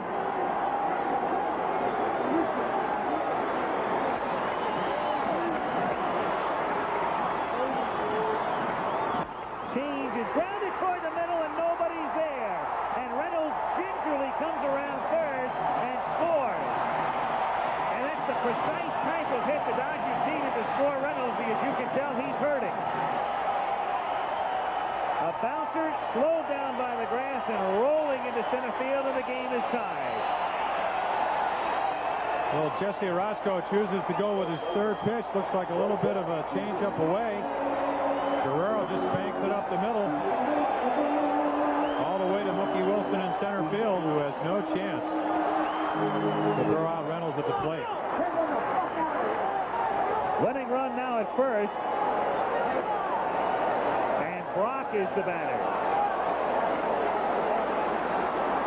He is hitless tonight, batting .229. 1-0. There's no way Reynolds could have scored on a sharp signal. Believe me, as we watch them go around the bases, he's hurting.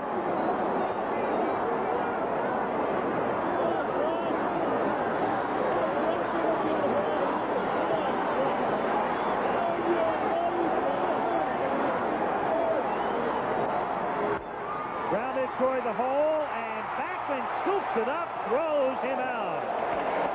Good play. Winning run is now at second, but he gets a big out. What makes this a tough play is that Backman knows he wants to get his glove on the ball and almost loses his balance. Has to knock the ball down. You see, going as far as he can to his left. The spin and the throw. Excellent play to set up 2 outs.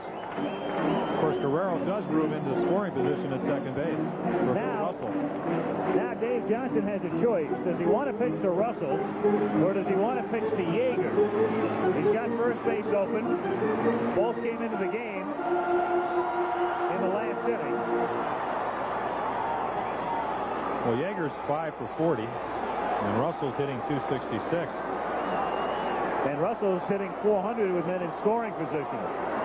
And Johnson has the computer and has to know that.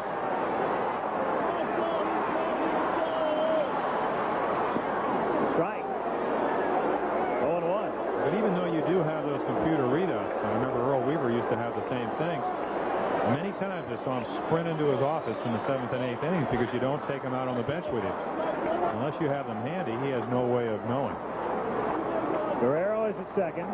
The winning run, 0-1 the count. A 4-4 tie as each team has scored twice here in the 9th inning. Breaking pitch at foul, and it's 0-2.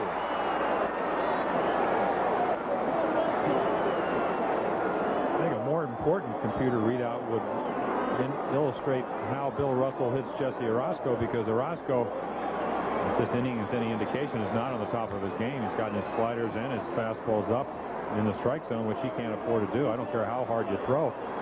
He's not making quality pitches, even though he does have the count 0-2. I think that would be a better indication. And Davey Johnson can certainly note that from the dugout. And it just misses off the plate. 1 ball, 2 strikes to count.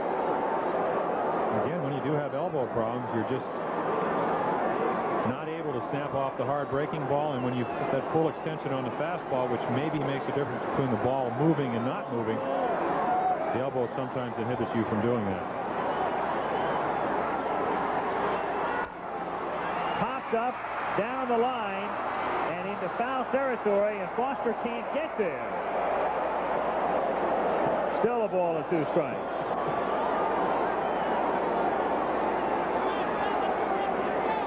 So they have obviously opted to work on Russell, despite the fact he's having a better year than Yeager.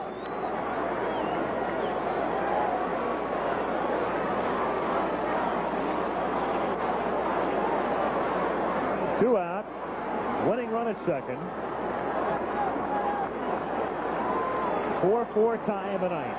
Of course, in this situation, Al Carter, who had a conference with Orozco, comes out and says, hey, let's pitch to Russell, but let's make him hit our pitch. If we don't, then maybe we'll walk him. And when you get ahead, you go after him. Swift foul, still a ball and 2 strikes. Joey Alfantano handling it at third. When we talked about Orozco getting his pitches up here, you see the good slider breaking down in the strike zone. Pulled Russell way out in front of it.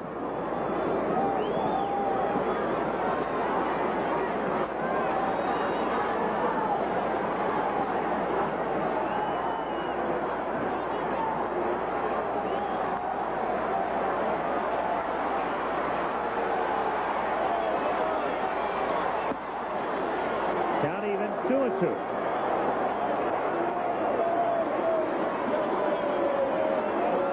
It just goes to show that there's no guarantees in this game. You get a 2-run lead if you're manager Davey Johnson. You have your ace on the hill, Jesse Orozco. You figure it's going to hold up, and here you are looking at a loss.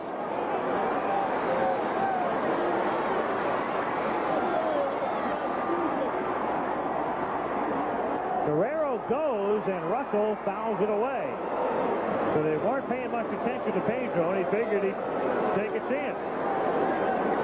Well, it's a good play if you get the third baseman to move like Howard Johnson did, but you're really not even going to make a throw to third base, most likely. And when you get an infielder to move and he hits a ground ball where you were standing, you've done exactly what you accomplished or tried to accomplish. Again, that's a veteran infielder would probably just hold his ground and let him have the stolen base, because there's not a whole lot of difference other than a wild pitch with a man on second and a man on third.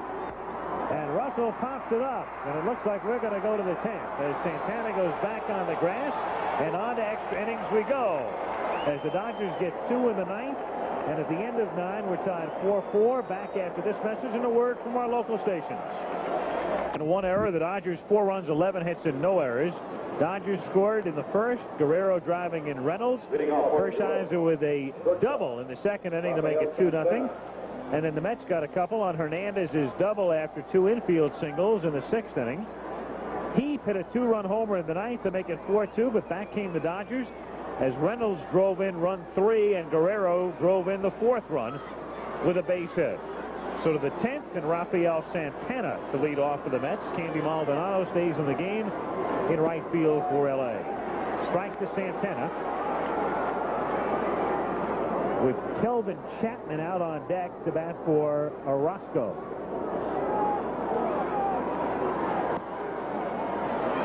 One and one.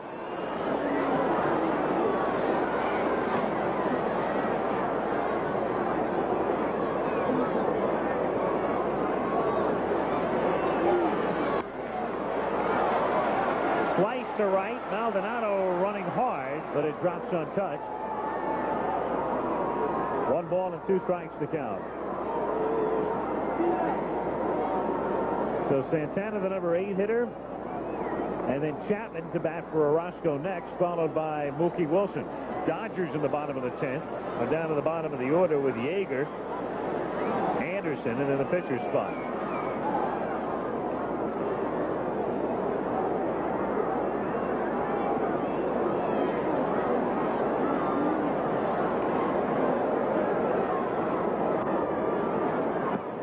Two and two.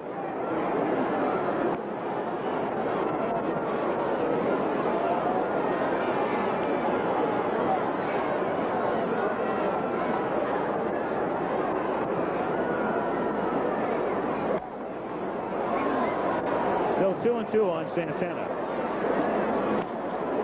In the College World Series, final score, Mississippi State defeats Arkansas 5-4.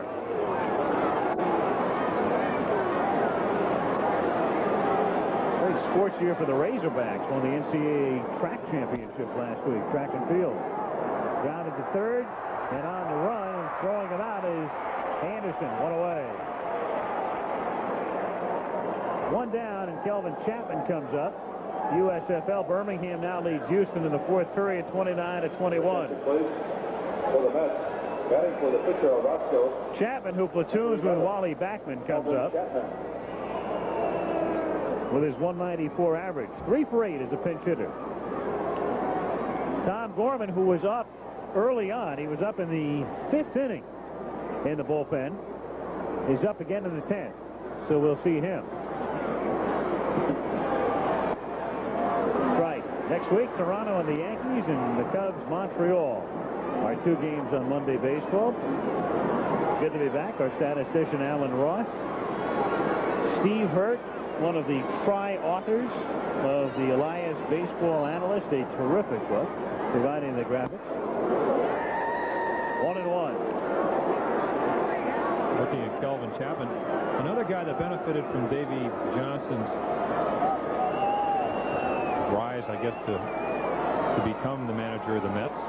Played for him in '83 in Tidewater. Had a good year. Was going to hang it up. Had a shoulder injury. Went to spring training. Davey talked him into staying around. Thought he could use him as a platoon player. As you said, platoons with Wally Backman at second base. Hit .289 last year. Had a fine year. To center. And it's Guerrero taking charge. 2 away. Mookie Wilson will come up. Center fielder. He's been on twice tonight with a walk and a single. 1 for 3.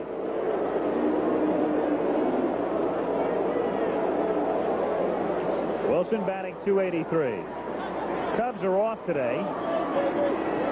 Montreal won.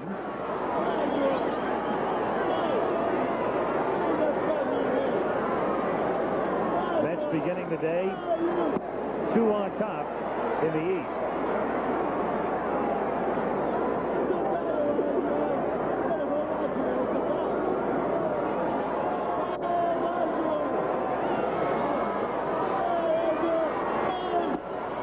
And it's quickly 0-2. Howell bringing it up there. So the Cubs will either be a game and a half or 2.5 back. Montreal will either be 2 or 3 back. Howell brought the last one up at 94. That one's grounded toward the middle and fielded by the Dean. Russell, who throws and gets him. As the first baseman, Brock, stays on the bag after a long look by Stello. Howell sets them down in order as Wilson still has his say here in the 10th inning. We can see the low throw here. Brock catches the ball. Looks like he has him by about a half a step, but comes off the bag rather quickly, which is what Bill Robinson was upset about. Back in L.A. after this from our local stations. The left-hander Tom Gorman, who is 3-1 this season, comes out of the New York bullpen. Normally a middleman, and he was up as a middleman tonight, and then the Mets tied the game in the 6th inning, and they opted for McDowell. He comes on as the late man because they've already used McDowell and they've already used Orozco, and Sisk pitched 4 innings yesterday. So Gorman inherits it right now in the bottom of the 10th inning with the game tied 4-4. And the bottom of the Dodger order with Yeager and Anderson. And in the pitcher's spot, 2 up.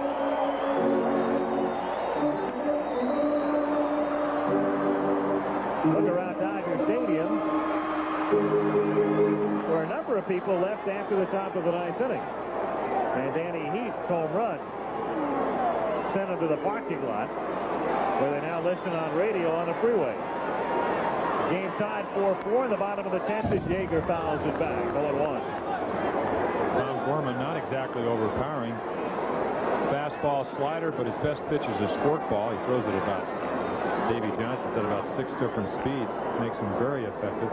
Forkball kind of goes up the home plate, not as quick as a split finger fastball, and just kind of sinks. At least it's supposed to. Sharp grounder, base hit into left field.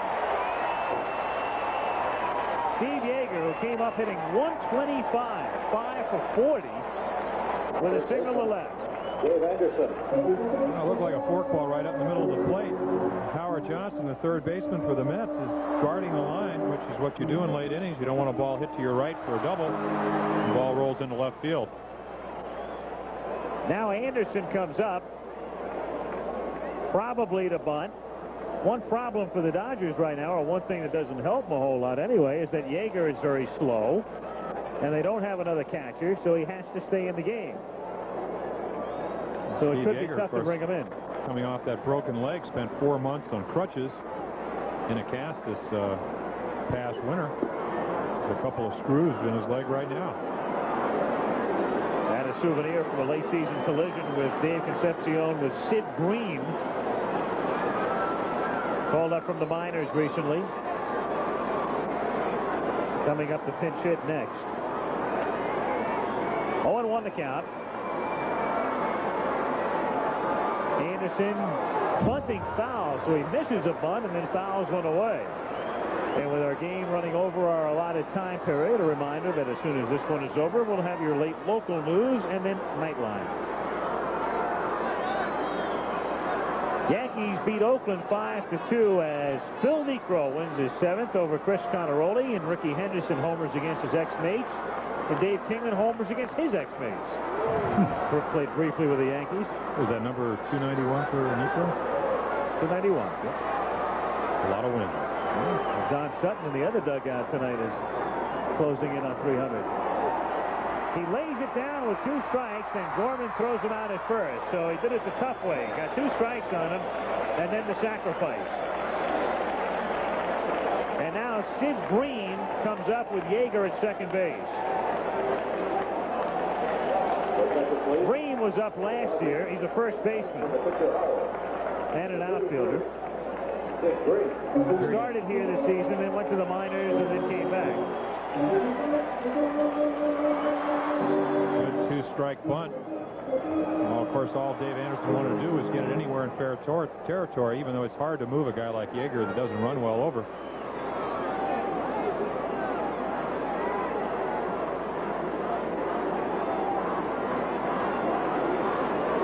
Green with 6 hits this season. He's batting .122, but 3 of the hits have been homers. 1-0.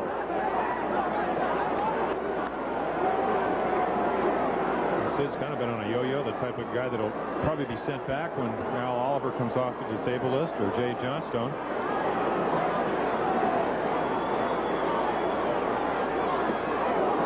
Got fooled, half swing strike, 1-1.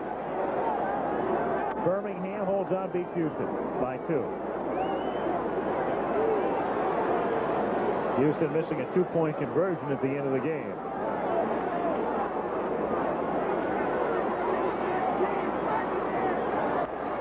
One ball, 2 strikes to count on Green.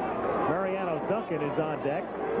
Tommy Lasorda trying to see his Dodgers get up to that 500 mark, coming in 24-25. San Diego meeting Philadelphia tonight. Dodgers 4.5 back. Dave Johnson's team trying to stretch its lead to 2.5 over the Cubs. Game tied 4-4. Green hits it on the ground to Hernandez. The winning run will go to third, and there are 2 down. Yeager now at third, and Mariano Duncan will be the batter.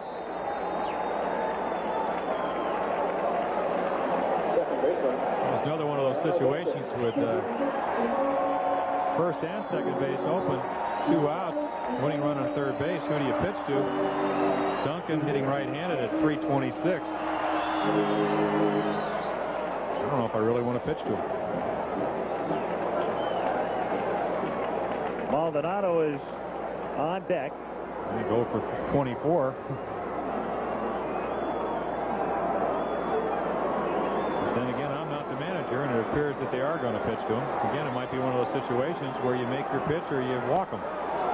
In the air, curling toward the line and right, and into foul ground to make the catch goes Danny Heath. to send it to the 11th inning as the winning run dies at third.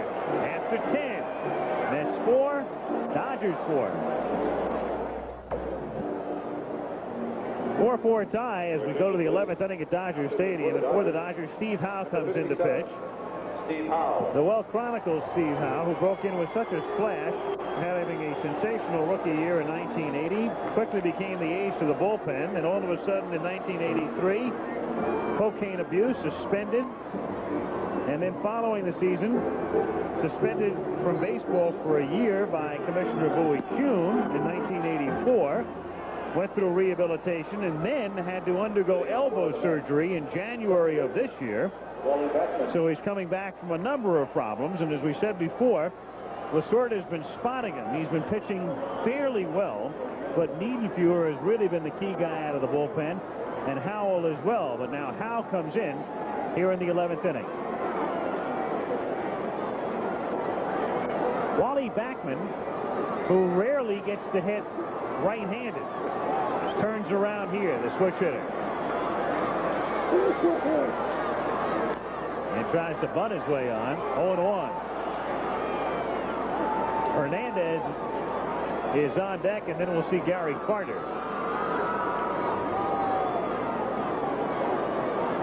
If you talk to Ron Peronowski or Mark Cressy, who's the bullpen catcher for the Dodgers, they say that Steve Howe is about 90% back. And has trouble getting loose if he does have to warm up 2 nights in a row or 2 days in a row. In fact, he said it was almost amazing that in the years past that he would have such great, and there you see Ron Peronowski, the Dodgers pitching coach, that he'd have such great stuff. The ball would move, but since the transposition, the rerouting of the ulnar nerve, hasn't quite been the same. Of course, he came back very quickly. The Dodgers knowing full well how valuable he is to the Dodger pitching staff.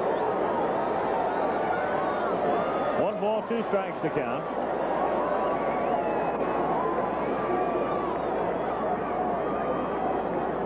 Howe pitched yesterday in relief when 2 innings gave up 1 run. Still a ball and 2 strikes. Of course, that 1 run could have been avoided if runners in first and third, 1 out, perfect double play ball. He just kind of forgot, checked the runner on third, and then got him.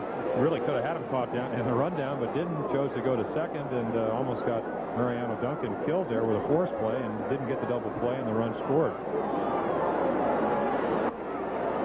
On a play like that, of course, it's not scored an error because you do get the force, and the Dodgers are now into their 4th consecutive game without an error.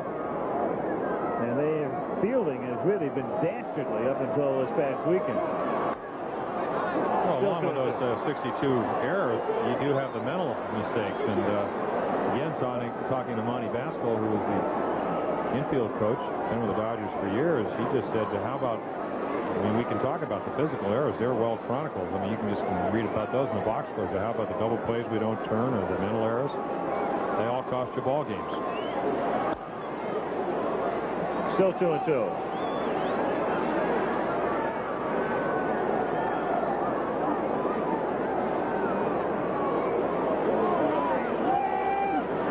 What makes Steve Howe so effective is that he has great stuff and also throws a lot of strikes. Something you have to do if you're going to be an effective pitcher. Really, whether you're starting or you're relieving.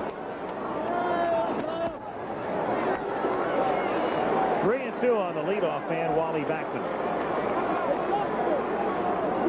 Hershiser started, went 8, and Howell.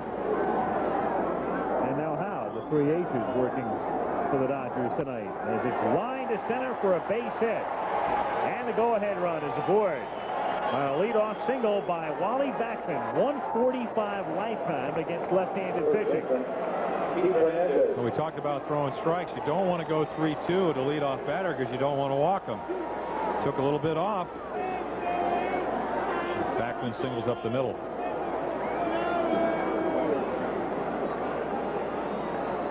Hernandez grounded out, walked, doubled, singled.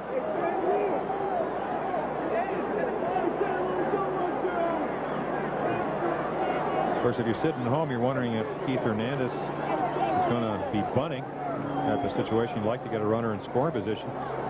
But then again, if you do that, you walk harder, most likely. And then pitch to Foster. Not a bad situation. Guess we'll have to wait and see. They send the runner on the hit and run, and he fouls it away, 0-1. So that's what Johnson opts Right. for. Well, it's another alternative. Keith Hernandez does not swing at a lot of bad pitches, but he is a good contact hitter, can get the bat on the ball. In fact, and when you do send the runner, what you do is, in essence, you get your middle infielders to move a little bit, creating maybe an extra hole that might not normally be there.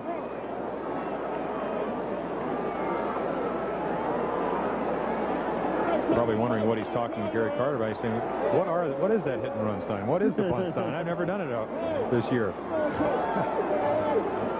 I'm only kidding. I'm sure he knows the bunt sign.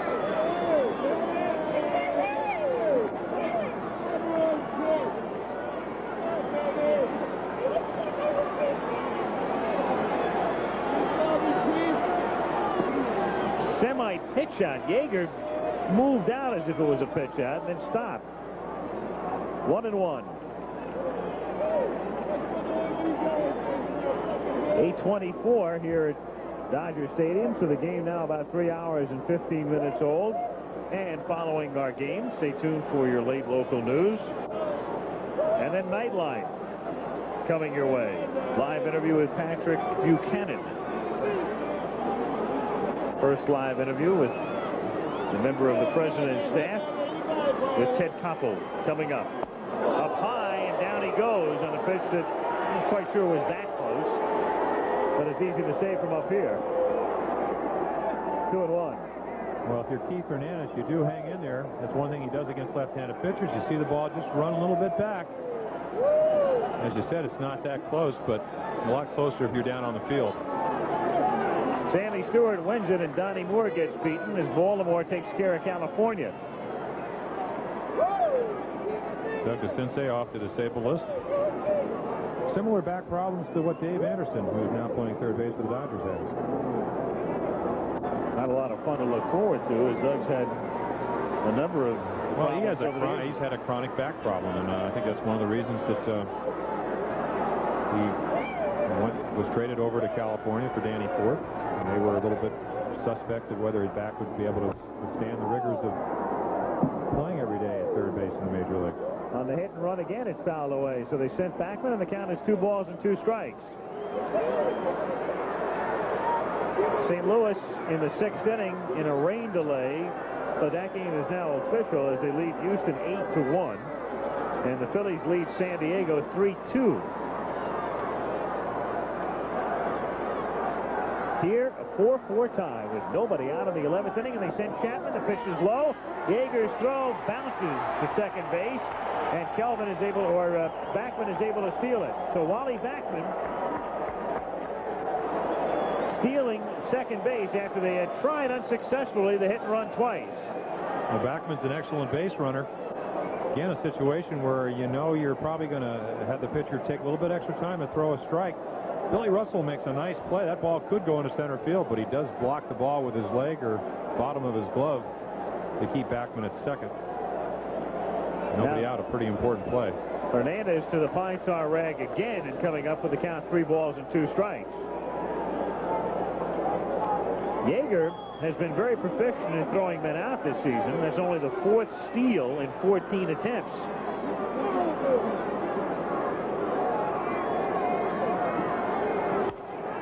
Grounded to the right side.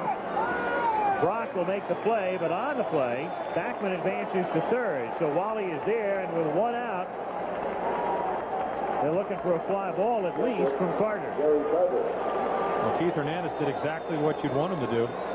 Give himself up. Of course, a lot of that had to do with the excellence of Steve Howe. Got a fastball up and in on him, but he knew that if he hits it to the right side, Backman will get to third base with less than 2 outs, only 1 out. Of course, the possibility of the swing resulting in a base hit also is there. Our season debut of Monday Night Baseball, late local news to follow, and then Nightline. As we are in the 11th inning, a 4-4 tie. Gary Carter will be walked intentionally here. Last year, he and Mike Schmidt tied for the the National League lead in RBIs with 106. So George Foster comes up. What they'd love to see is Foster do what he did back in the 6th inning when he came up with runners at first and third and hit into a double play. The squelch net rally that had tied the game. Baltimore a winner. Seattle leading Detroit in the 9th. Red Sox win. Yankees win. And here a 4-4 tie.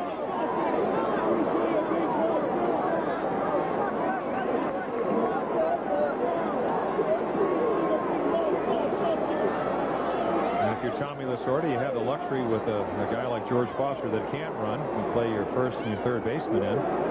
Play your shortstop and your second baseman back at double play depth. And hope that he hits the ball to one of them.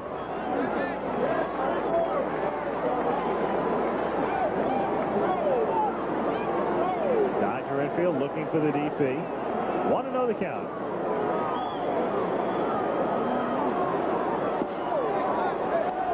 Trying to keep it down, and it's 2-0.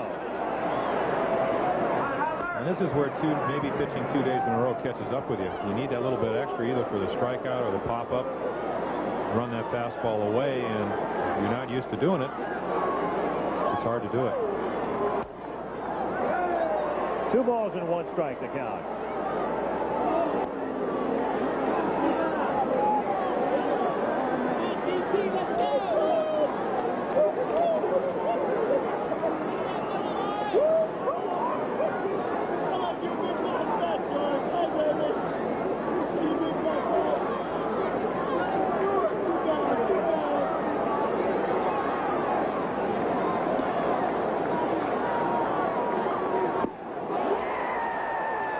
Good pitch, 2-2.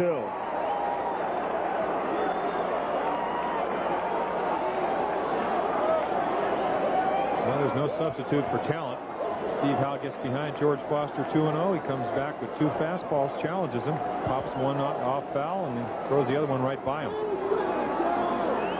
On deck, Danny Heath, the left-handed batter who sent the game. Well, didn't send it in extra innings, but gave the Mets the lead in the top of the 9th. And the Dodgers tied it as Foster goes down swinging. Good job by Howe, keeping it low and in and getting it. Foster walks back a long 0 for 5 tonight. Well, he established his fastball, made George respect it, and then got him out with a slider. Good low inside slider. Karanowski goes to the mound now with Danny Heath coming up. Heath 1 for 3. Now, I would think that pretty much what he would be telling them is that you have to watch the first and third play. In a situation where a lot of times with the winning run on third base, you will start the runner, hope that the pitcher will be distracted by him. 9th inning, this gave the Mets a 4-2 lead. Coming with 2 out of the top of the 9th inning, but the Dodgers came back on a couple of doubles and a single by Guerrero in the bottom of the 9th inning to tie the game. So Heath with 2 out, runners at first and third, takes up and in, ball 1. 1-0. Same pitch that drove Hernandez back. Texas wins, and pretty well for Bobby Valentine. And Milwaukee and Kansas City, after getting started, winds up getting rained out. 2 balls and no strikes. Al Michaels and Jim Palmer in our season debut of Monday Night Baseball. The Mets and the Dodgers in the 11th inning. A 4-4 tie with 2 on and 2 out, and the pitcher strikes. And he's going to try to get Heath the same way he got Foster. Falling behind in the count, and then he came back to strike George out. 2-1.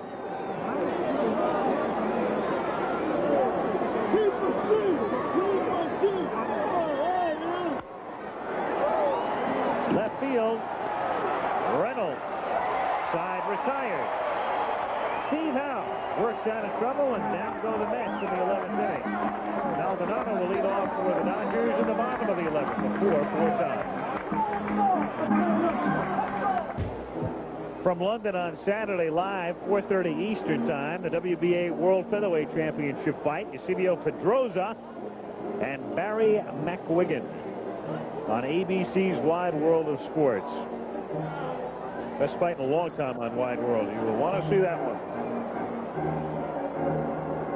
Well, you'll definitely see it. I will definitely see that one on Saturday, and then next Monday we've got Toronto, New York, Chicago, Montreal. Your late local news to follow our Dodger-Met game, which goes to the bottom of the 11th inning at the 3.5-hour mark. 4 runs, 12 hits, and no errors for the Dodgers. 4 runs, 9 hits, and 1 error for the New York Mets. Tom Gorman.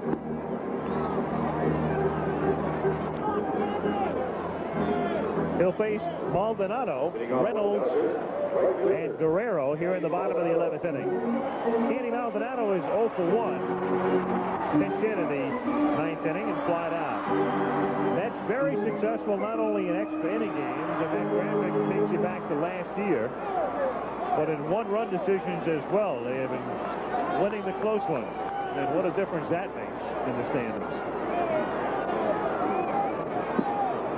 Strike, 0-1 to Maldonado. Of course, they have the makeup of a club. When you go to spring training, you know that to be successful, that's what you're going to have to do. When you have a pretty good defense, they're leading the National League in fewest errors committed. And there you see the fork ball in the dirt, but fools Maldonado, and he swings at it.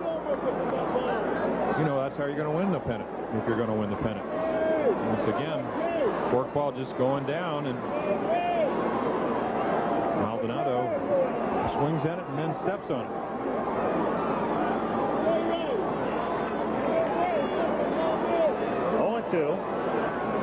Maldonado now 0 for his last 25.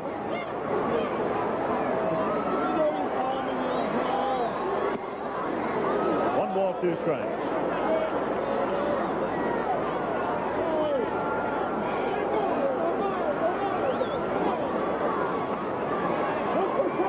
You go over 25, you better start checking the OAG for flights to Albuquerque. 2-2. I think that was an interesting thing Tommy Lasorda, the manager of the Dodgers, was talking about. He said when you get in a slump, he said you can't hit and you can't field. Didn't say anything about pitching because they've been doing that very well. It just seems to me when you have a young player like Candy Maldonado who goes in an 0 for 25 slump, who's never done it before, you have a tendency to think about it. A veteran player says, what the heck, I've done it before, it'll happen again. 0 for 26 is coming up. 1 out. Backman taking care of him.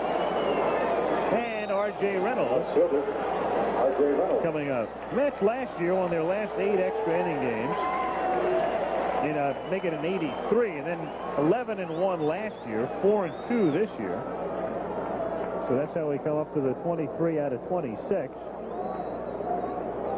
for the Mets.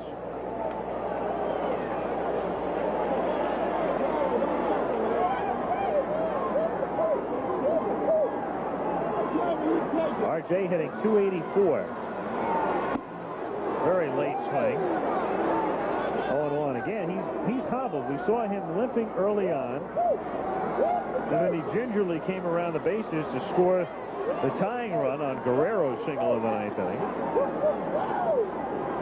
So it would be very tough for him to beat one out.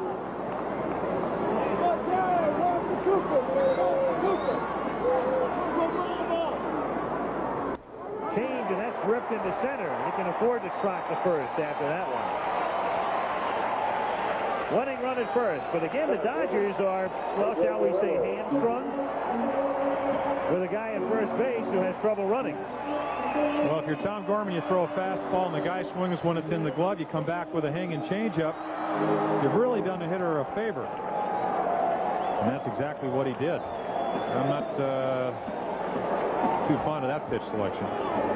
Usually you're out on the mound. The easiest place to tell when a guy is really late on your fastball, you come back with a breaking ball and you hang it. And there we see Bill Bueller, the Dodger trainer, running out to talk to R.J. Reynolds. Now, if you're wondering why they don't take him out, well, they've got the only other non-pitcher is Terry Whitfield, who could go to the outfield. And Lasorda just might be forced to send a pinch runner in for him. But Whitfield is the only non-pitcher left on the bench. I'm sure RJ is saying, hey, you know, I like it up here. I'm on a hot streak, 3 hits tonight. Let's not pull a hamstring. You're talking disable this for anywhere from 2 weeks to a month sometimes if it's a severe hamstring. You're also talking about a situation, it looks like he's going to stay in the game, that if you get an extra base hit here,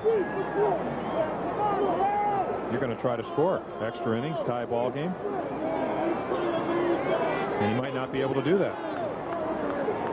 Guerrero with 3 hits tonight, so Pedro starting to shake the doldrums, batting .280.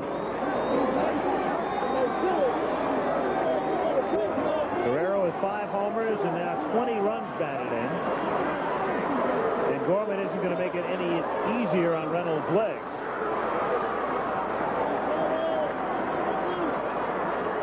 Well, you never take anything for granted, and you don't really know how bad his leg is hurting. Well, after watching him run around the bases tonight, I don't think he's faking it. Strike. 0-1. Matter of fact, his lead tells you that he's hurting. Tiny little lead that he's taking.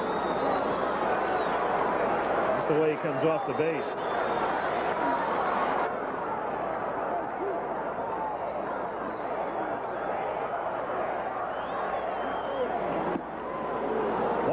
Strike the count.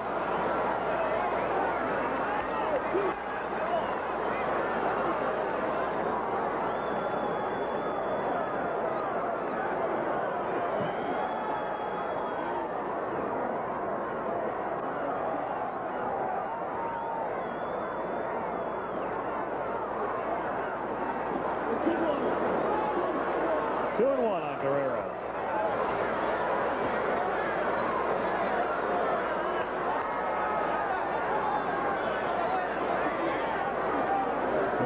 Situations where if you have a healthy runner at first, 2 and 1, you might send him, hit and run, get those middle infielders moving, open up a hole, create that first and third situation. Greg Brock coming up.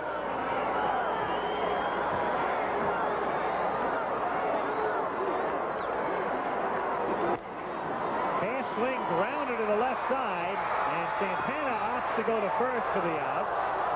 And Reynolds advances to second.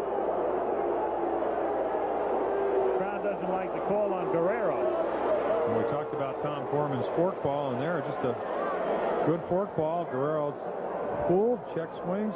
Santana knows he doesn't have a shot at second, gets a sure out at first. Long, accurate throw, gets him by about a half a step. Now you've got Brock. Here's the situation where you've got the winning run at second, you've got first base open, but you've also got lefty against lefty, whereas if you walk them, you've got the right-hand batting Russell coming up.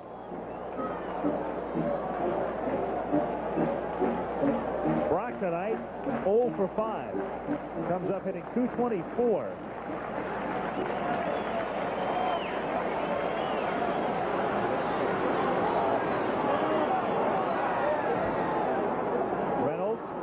It will be tough for him to score on a single at second base. The one thing, though, Wilson is playing extremely deep in center field. If Brock hits one up the middle. I mean, Mookie is way back there.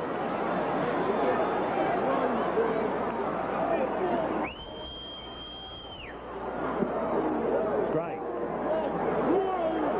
0-1 the count. Well, even though you're aware of the fact that the man on second, Reynolds, is the winning run, we saw what playing too shallow can do for you in the ninth inning. And there you can see how deep he is. ABC News Nightline. Interview with Patrick Buchanan coming up, preceded by your late local news.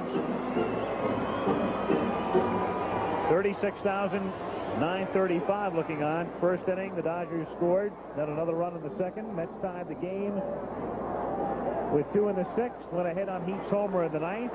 And then the Dodgers came back with 2 of their own in the bottom of the 9th inning. Here, 2 out. Bottom of the 11th. 0-1 the count. Reynolds at second base. 0-2 now.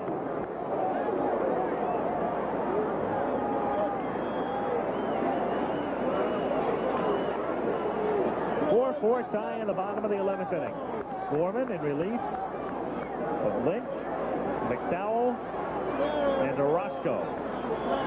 Reynolds with a sore leg at second base, and 2 down.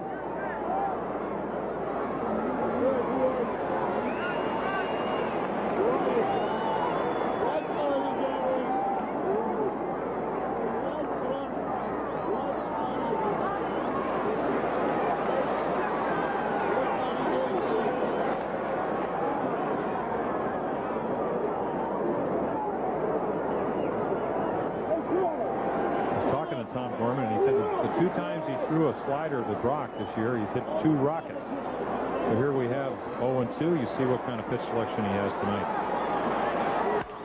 And he hits a ground ball to second base, and it's fielded by Backman, and that's that for L.A. in the bottom of the 11th inning. No runs, 1 hit, winning run left at second. To the 12th we go, a 4-4 tie. Dodgers and Mets on the season debut of Monday Night Baseball, heading on to the 12th inning in L.A. At 8:47 here on the coast, Steve Howe in a game that started shortly after 5 o'clock, working on the Mets as we go to the top of the 12th. Late local news following, and then Nightline. And many of the games in the East, of course, are over. Those starting pretty much simultaneously with this one. Leading off for the Mets. We were going to maybe a race between the end of this one and the end of the one in San Diego that started at 7. Orioles win. Seattle wins over Detroit. Red Sox win. Yankees win. Rangers beat Chicago, and Milwaukee and Kansas City postponed. Cardinals lead in the 8th, delayed by rain, and they're in the 7th down south with Philadelphia 3, San Diego 2. Johnson is the batter, and he grounds one right under the glove of Howe and into center field for a base hit.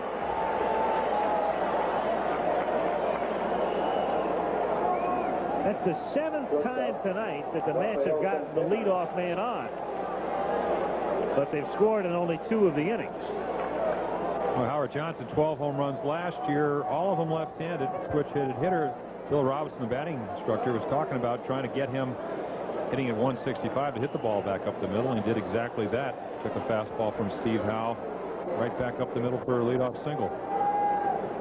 Now Santana comes up with Anderson protecting against the bunt at third, and Brock ready to charge if necessary, and Raphael already squares and lays down a nice one. That's going to move him over as Yeager throws back to Duncan, and it puts the go-ahead run Johnson at second base on the 2-4 sack.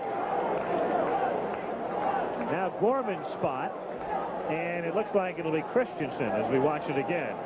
Well, perfect sacrifice bunt. Steve Yeager just leap on it. Talked about his throwing arm. Right on the money for the out at first, but it does the job. Gets Johnson in scoring position at second. The rookie, John Christensen, who has been platooned with Danny Heap since the injury to Darryl Strawberry, will come up to bat here. Nets have used 3 pinch hitters tonight, none with success. Blocker grounded out, Hurdle grounded out, Chapman flied out, and now Christensen, 2 for his last 26, comes up hitting 122.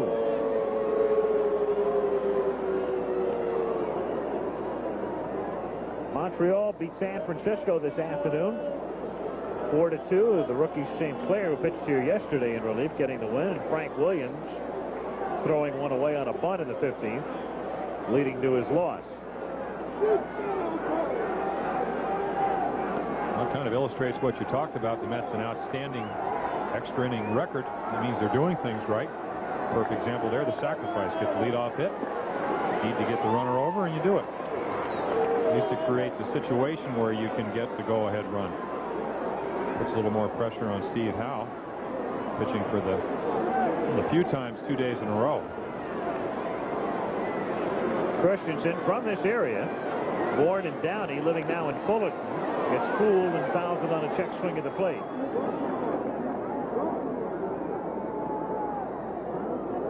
Pretty good year last year at the AAA level in Tidewater. Hit 316, 15 home runs.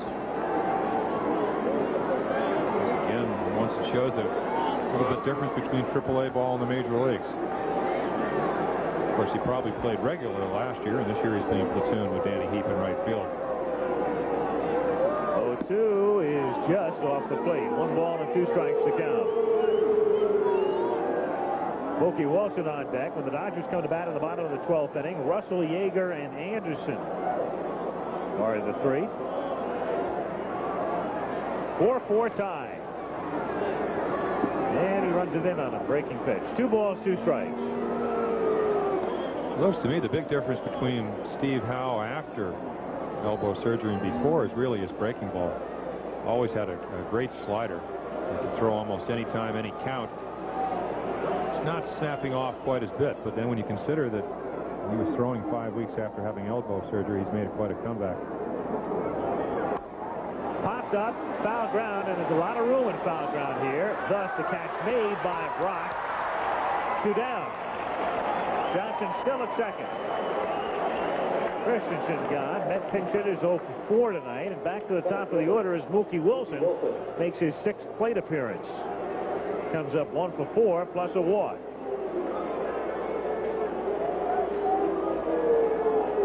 Mookie Wilson, nicknamed by his grandmother. Real first name, Willie. Wasn't for Grandma, we'd have 2 Willie Wilsons. You'd be saying the other Willie Wilson. Right, that's right. Willie W. Wilson. Looks like they're going to intentionally walk him. Willie hitting 316 from the right side. Again, it's a choice, and there you see manager Davey Johnson of what you want to do. Possible go-ahead winning run on second base. Do you pitch to Wilson or do you pitch to Backman? And he's going to pitch to Backman, who has a horrid lifetime average against left-handed pitching, but singled to center and singled sharply off Howe in the 11th inning. So Wilson goes down to first with Howard Johnson at second. The Mets and the Dodgers tied 4-4 in the top of the 12th inning. And instead of sending him up, Ray Knight comes up to hit for Backman. So with runners at first and second, Davey Johnson's going to send up a man he thinks can drive him in, despite Backman singling sharply in the 11th. Well, again, Davey, we talked about how he relies on the computer. He also relies on percentages. Probably sat there and Howell got behind Backman 3-2, kind of laid one in there, and he singled up the middle. In this situation, I don't care what the count is, you don't take anything off. You go right after him. Ray Knight with 2 on and 2 out. Grounds it sharply fouled, and the count 0-1. Knight's had a struggle this season, physically, and at the plate. He's hitting .188 with 2 homers and 8 RBIs. Another man who underwent some surgery early on this year. Well, I think he had the arthroscopic surgery on his shoulder last November and then had problems with his elbow. Went right in and they did more arthroscopic surgery on his elbow.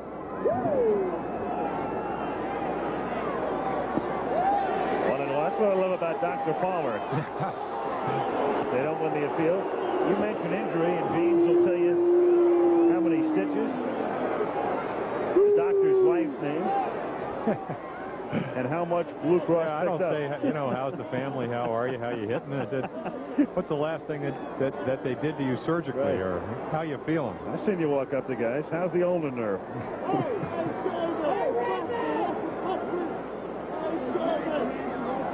1-1 pitch. A little swimmer right back to Steve Howe, who gets into trouble here in the 12th and then works out of it again. 2 innings in a row. Still 4-4 at the end of 11 and a half back at Dodger Stadium after this from our local stations. Al Michaels and Jim Palmer, and we welcome you to Good Morning America.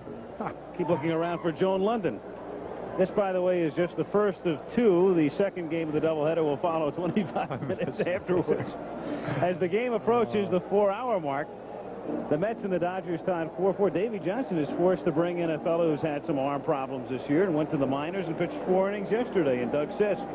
Well, that he did, and of course he thinks he's back. I don't know if one good outing means that, but certainly if you've been struggling, it will build up your confidence. Leading off for the Dodgers. There you can see the stats, 1 and 2 with a 6.67 ERA. Not exactly the Doug Sisk we saw last year. Had a lot of mechanical problems, and we sit up here in the booth and talk about them, but the bottom line is that you have to go out there and pitch well. Good sinker ball pitcher with a little bit of a slider, but he just struggled. He starts with Bill Russell by working inside, ball 1. 1-0. Ray Knight stays in the game at third base, or at second base, rather. No, he stays. He's in at third, and what they've done is moved Howard Johnson over to second. That's grounded to third. And they do not get Russell, as Russell dislodges the ball from Hernandez, and Keith is shaken up on the play. Throw appeared to get there in time, and Russell came right into the arm of Keith Hernandez. And that's about the last thing the Mets would need right now, but it doesn't appear to be serious. The Dodgers get the winning run to first with nobody out.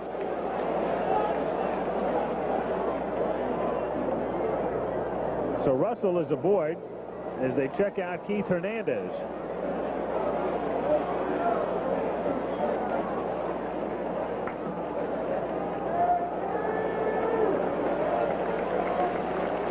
Well, Doug Sisk has the good sinker. See it running in. Russell just tops it. See the throw. It's a little bit up the line. Hernandez wants to catch the ball, and also kind of the glove is hit by Russell. One of those injuries that you may not know how serious it is till tomorrow.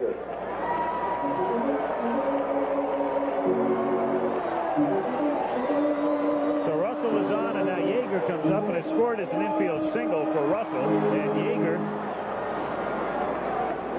comes up for the second time in the game. He singled in the 10th inning, comes up here to try to bunt the man into scoring position, to try to bunt Russell over. And Yeager lays it down, but foul. 0-1 a count. Local news following baseball, and then Nightline.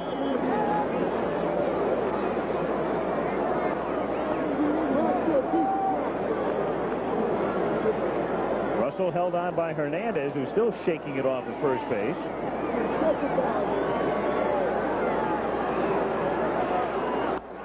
And it's bunted, and it's caught by Johnson at third, and Russell alert enough to get back to first base. Experienced base runner Russell, who has seen it all, knowing the ball was popped up, and get back in a hurry, and that's exactly what he does. So at least they avoid the double play, but Yeager can't get the job done. Here we see the bunt attempt. Again, kind of dropped the bat, not the proper way to do it. Pops it up. Fine running play by Howard Johnson. Somewhat redeemed himself for the, even though it wasn't judged as an error, kind of an errant throw to first on the play before. Now Anderson is the batter, and he takes low, ball 1. 1-0 the count. Lynch started, McDowell, Orozco, Gorman, and now Sisk.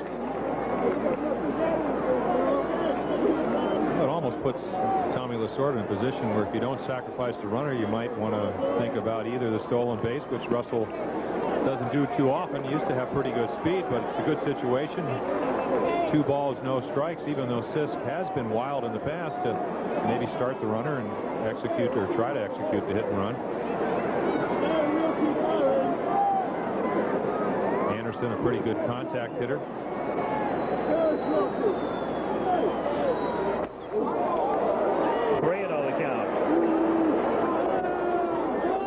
a little bit, and there you see Doug Sisk, the Met pitcher.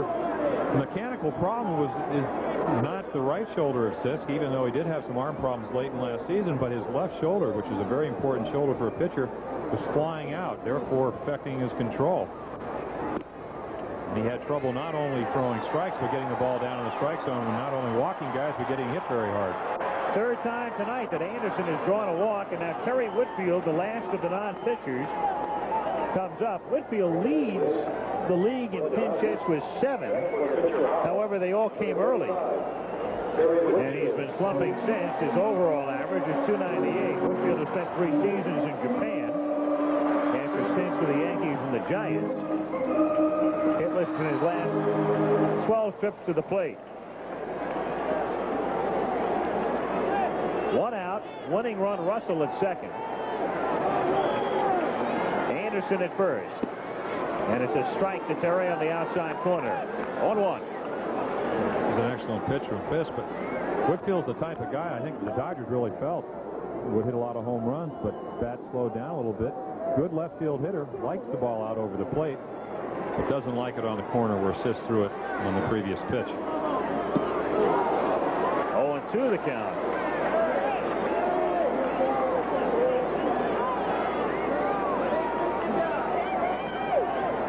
One of the most difficult jobs in Major League Baseball is coming off the bench when you haven't been playing regularly and trying to hit a guy of a quality type pitcher like Sisk.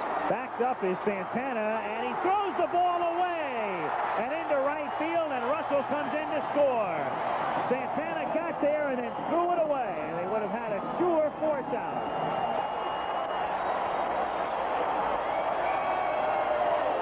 So the Dodgers get a break, and the Dodgers, who have been stymied by bad defense all season, get a defensive break as the Mets can't turn it. Santana throwing to Knight, who had just come into the game at second.